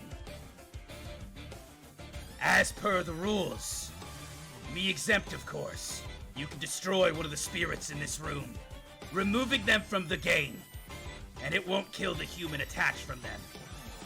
Any spirits in this room, and you'll get blessed with power. You see him wipe some of the blood from his face, from the fairy. Oh! Big, sexy spirit. I love it when you talk to me like I've already won the whole thing.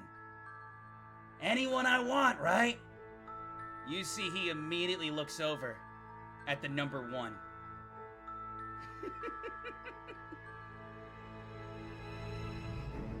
And they said the top 10 were the most to fear, right? You hear the voice of the number 1. You can't be serious. What a coward way to win. Oh, shove it up your ass. I mean, I probably would. Your voice does sound nice. You know what? Just kill me. I don't want to hear you talk anymore. Well, hold on. Maybe I kill the weakest one. And you see him look all the way to number 100. That way we have more fun. You see him look around. Eeny, meeny, miny. As he says that, he points to Kotal's cage. Mo, he points at Pip's cage. The spirit I choose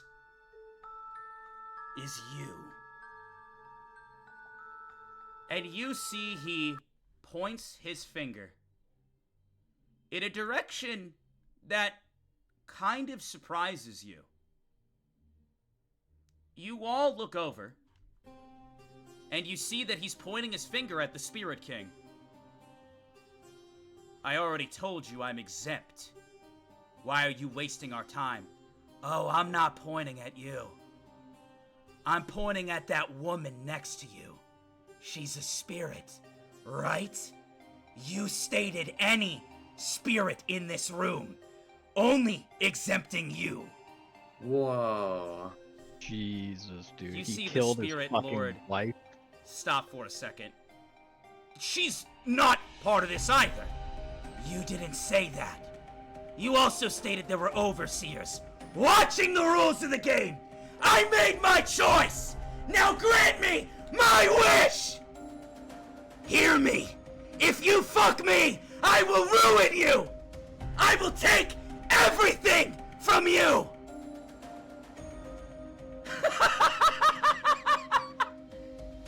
You see him look. Well, this is preposterous. It's not gonna... And then you hear a voice cut from above. The reward will be seen through. You hear the Spirit King, what? And at that moment, the Spirit Wife explodes.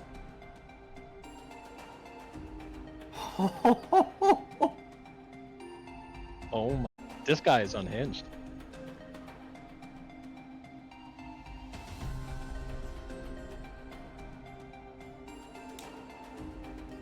I paused because we had another drop. This is fucking crazy. I don't want to Man. go up against This this guy. whole session is nuts. This if guy's only built he different. didn't.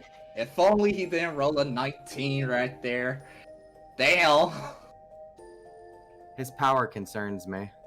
You see That's the my Spirit bad, King, Nako. who was very cocky and abrupt and aggressive before, just kind of go quiet. And you see the number 21. Man, I love this game. And now that you don't have a wife, there'll be no one to be upset when I'm railing that ass later. Anyways, I'll see you when I win. And you see him walk back to his cage. You see the Spirit King stand there.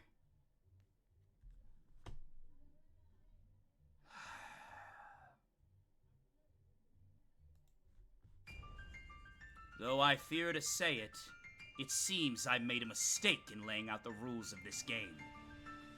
But nothing has changed. You're all sheep, prisoners to the game. And you'll all participate until there's only one of you left. I wish you all the best of luck, and I'll hold up my end of the agreement. One wish to the victor. We will cut to top 16. So go out and slaughter to your heart's content. And maybe you'll be the last one standing. And you can make a difference or an impact to your shitty little world. Or maybe you can chase after the money and chase after the fame you desire. Regardless, this meeting is adjourned. Goodbye. He snaps his finger. Each of you guys gets sent back to the campsite. And we are going to end the session there.